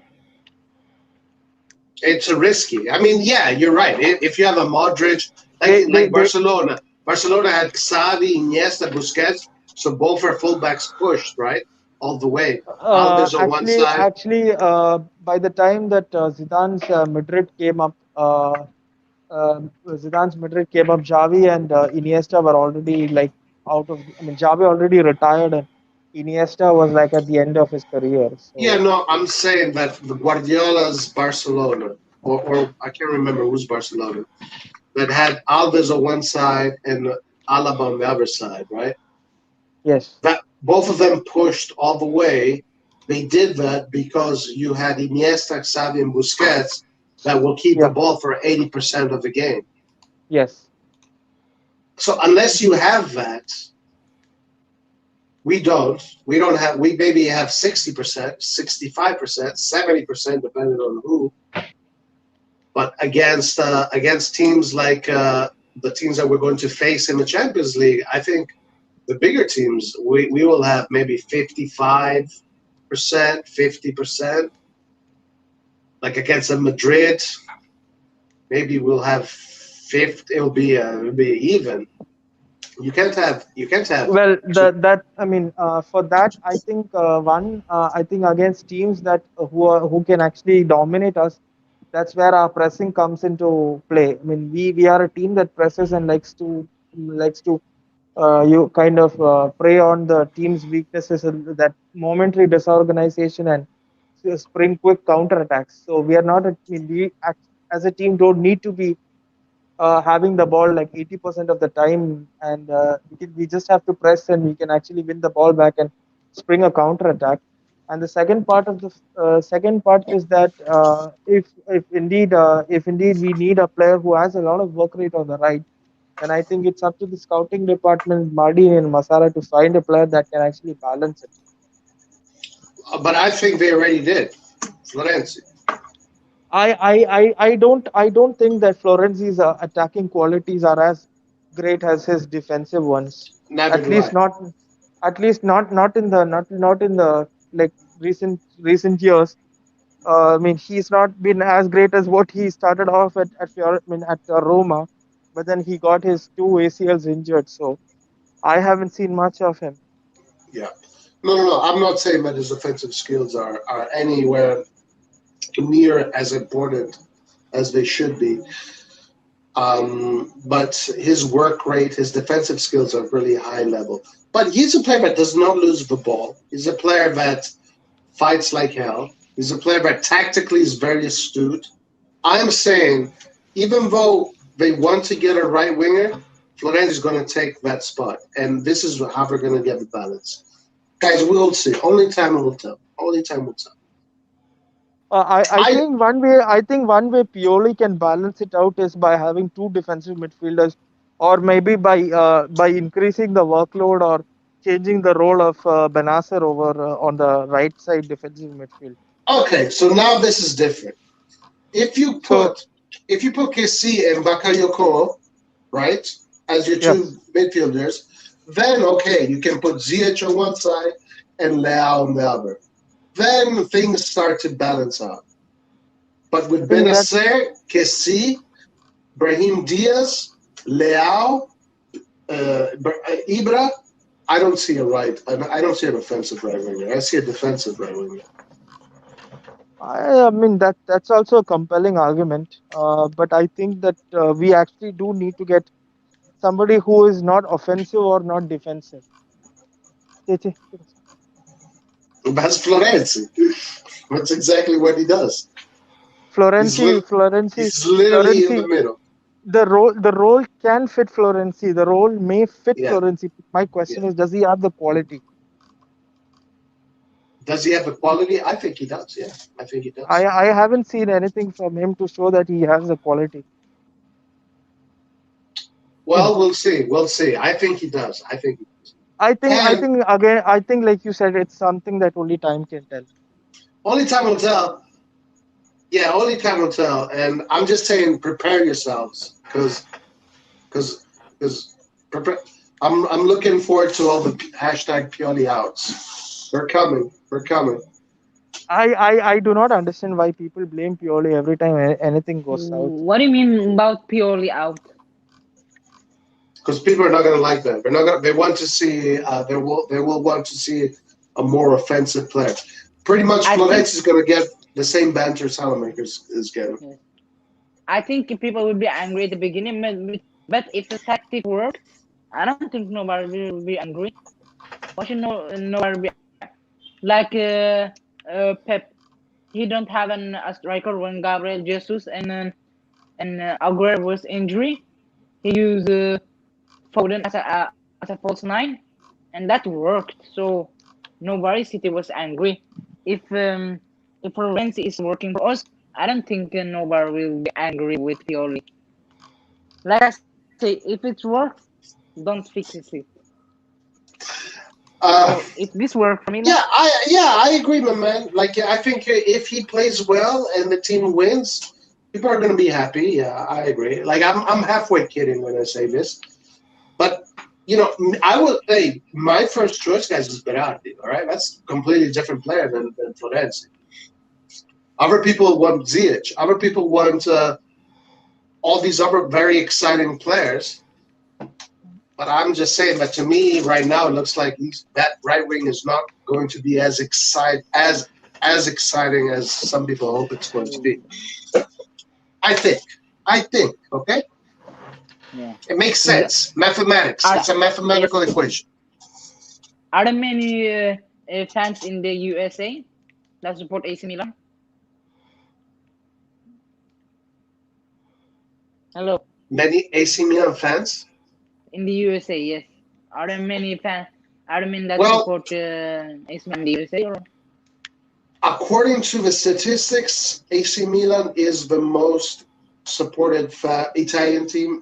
Is the most is the hold on is the Italian team that is supported the most Abroad. in the U.S. Oh I don't know wow. if it's abroad. But the Premier League teams are way more supported, like by miles. Miles. Okay, what's the point again? What's the topic again? I was just asking me how well supported AC Milan is in the US. Yes. Because here in Norway, it's not so many.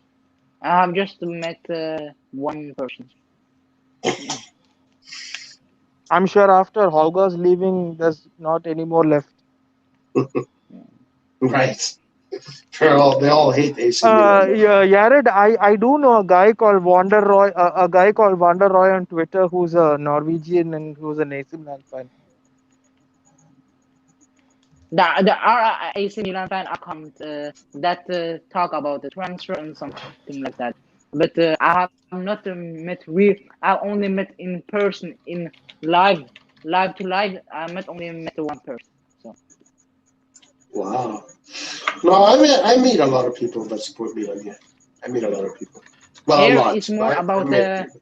here in Norway is more about the Premier League, like and La Liga, like Real Madrid and Yeah, of Barcelona. course. That's the rest of the world. I remember people was in the school. People was laughing at me that about Milan. Why do you support this shit team? And I like how they play and something. But then when we get kicked out of Champions League, bro, that was a rough time for me. Are you aware that there is a AC Milan Norway group, a Facebook group? AC Milan, yes, but I have Norway. not met them. Oh, okay. What? AC Milan Norway Facebook page. Yes, it's a Facebook page. Yes, Yeah. I I have know a about that. question to Tick Size. Since when did you Yes. start supporting AC Milan? 1984.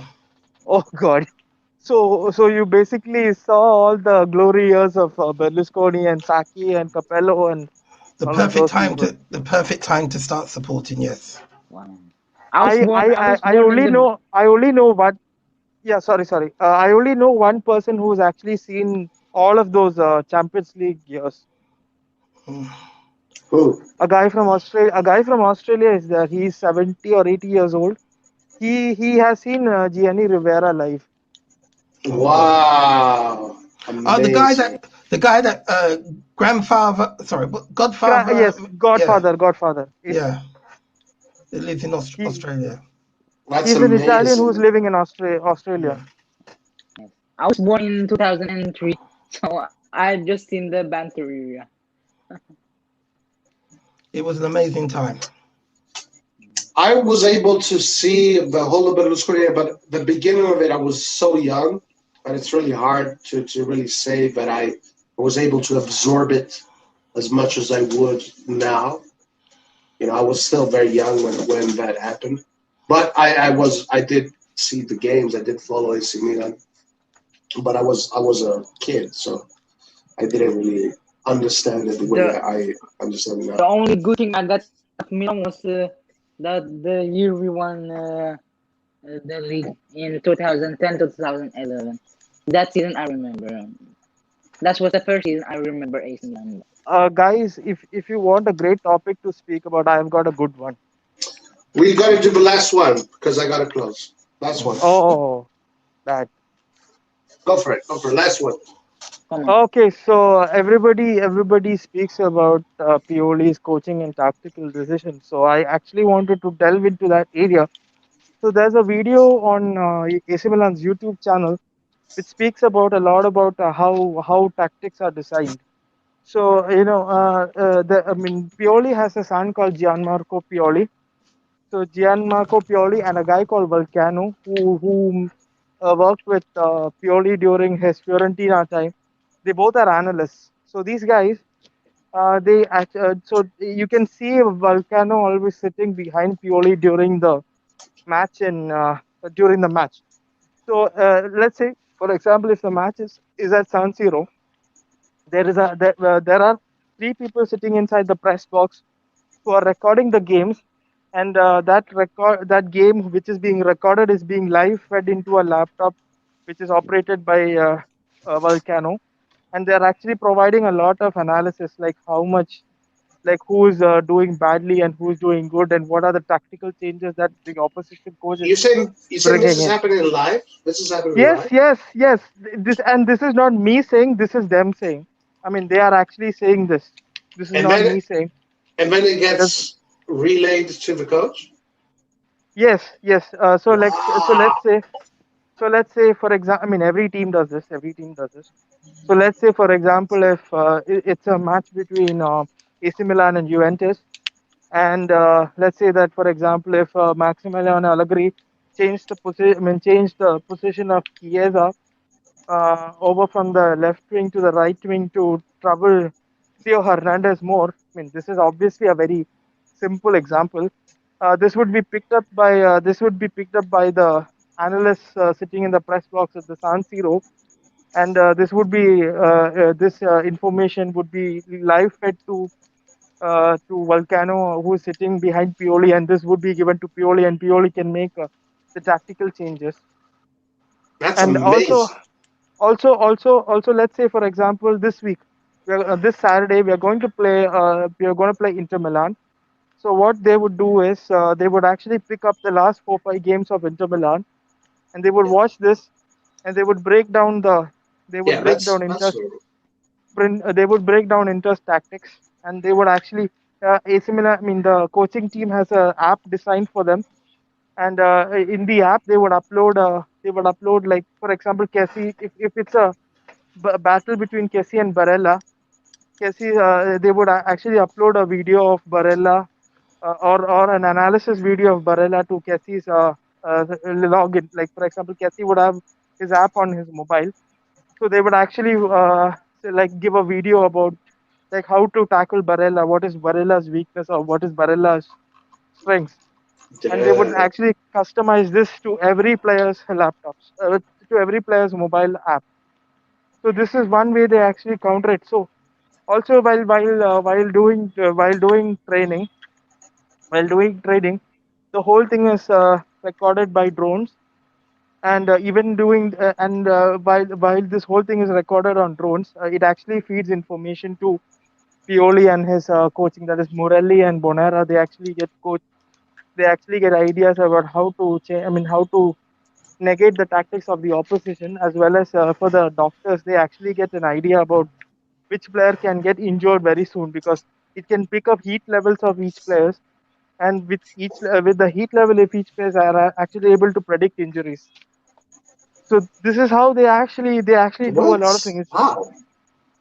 This is how they actually do all of these things at AC Milan. It's not just one bald-headed guy sitting there and deciding, let's play 4-4-2 tomorrow. There's actually a lot of analysis that goes. Even the best example for me is how they actually how Sassuolo, against the goal against Sassuolo, that Leao scored. That was a brilliance from our analysis team. They actually found a gap in Sassuolo's pre-mental preparation, pre-match preparation, and they just exploited it, and we scored that goal. Obviously, players still need that kind of readiness and that kind of talent to score. I mean, it's just not analysis and just not Yeah, purely telling this and that. it's But I think application too. I mean, that's a very good example of how people how kind of how that works out. They actually even have pre-match meetings, and for kind of mental preparations on, if the match is on Sunday, they actually have pre-match meetings on Saturday. It's the actual real job of Pioli is to be the head decision maker, because the work is Yeah. being done by many others.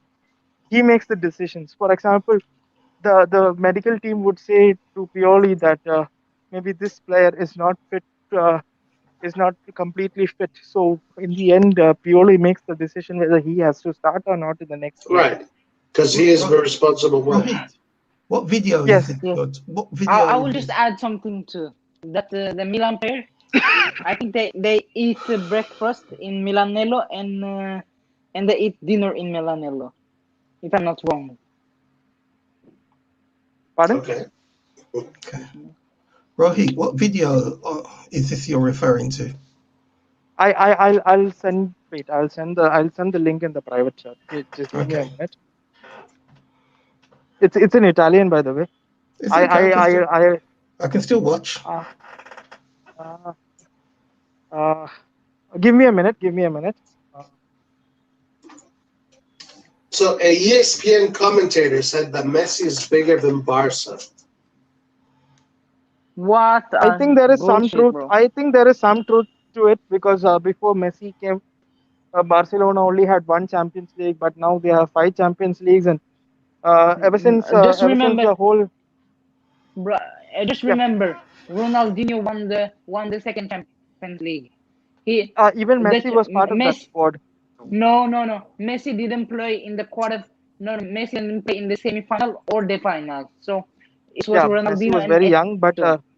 but he actually did play in the Champions League. Yes, he played, but he didn't. He was not the main star. So you can say he helped them with 3 Champions League, not 4. because it was Eto'o and Ronaldinho was the main star in 2006 when they won the Champions League.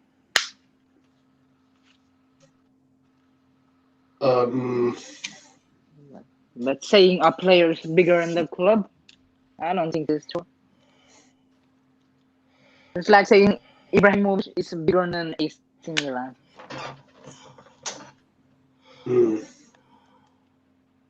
Send the link, Rohit. I'm going to put it on the comments too, so everybody can see it. Very interesting tactical stuff. All right, guys. Well, listen, after Rohit sends the link, we are going to close the live. Incredible live, incredible discussions. We are going to talk more in the upcoming days. Saturday. So we are not going to be live later today. Later. Yes, like maybe Liart will do it. Oh, okay.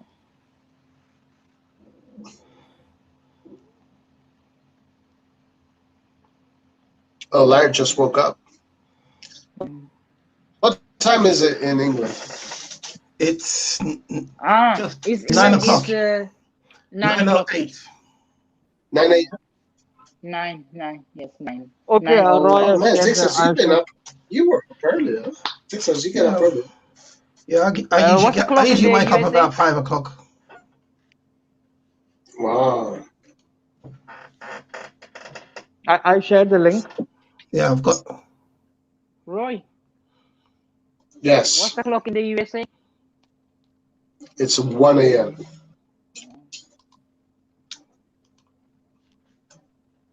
All right, guys, this is the video of how AC Milan conducts its tactics. I'm surprised I didn't see this. For everybody to watch.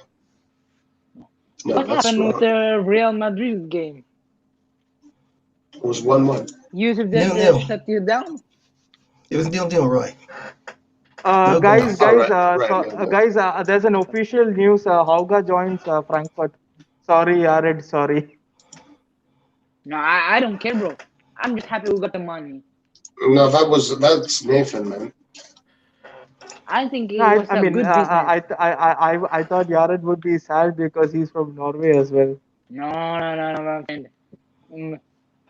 I think more about Milan and Norway, bro. This is. See, you're a true AC Milan fan. My heart is black and red, bro. I hope he does well. I truly do. I hope he's do well. Then we have a back buy on clause, I think, in Milan. Or we are the first team that we have the right to buy him. So if we are not interested, the other club can buy him. So I think we are the first team that can buy him. Then. I don't think he's gonna be a good player. I hope he does well too. All right, guys. So well, but he's not a star player. All right, guys. Everybody, I want to thank everybody that came and joined us tonight. Tick Size, Yared, Rohit, Lucas, and everybody in the chat. We are going to see you next time. Ciao Carlo Moretti, addio, ci vediamo alla prossima. Comunque vada sempre, forza Milan. All right, guys. Much love. Thank you. See you next time. All right, bye. See you next time, Ryan. Good.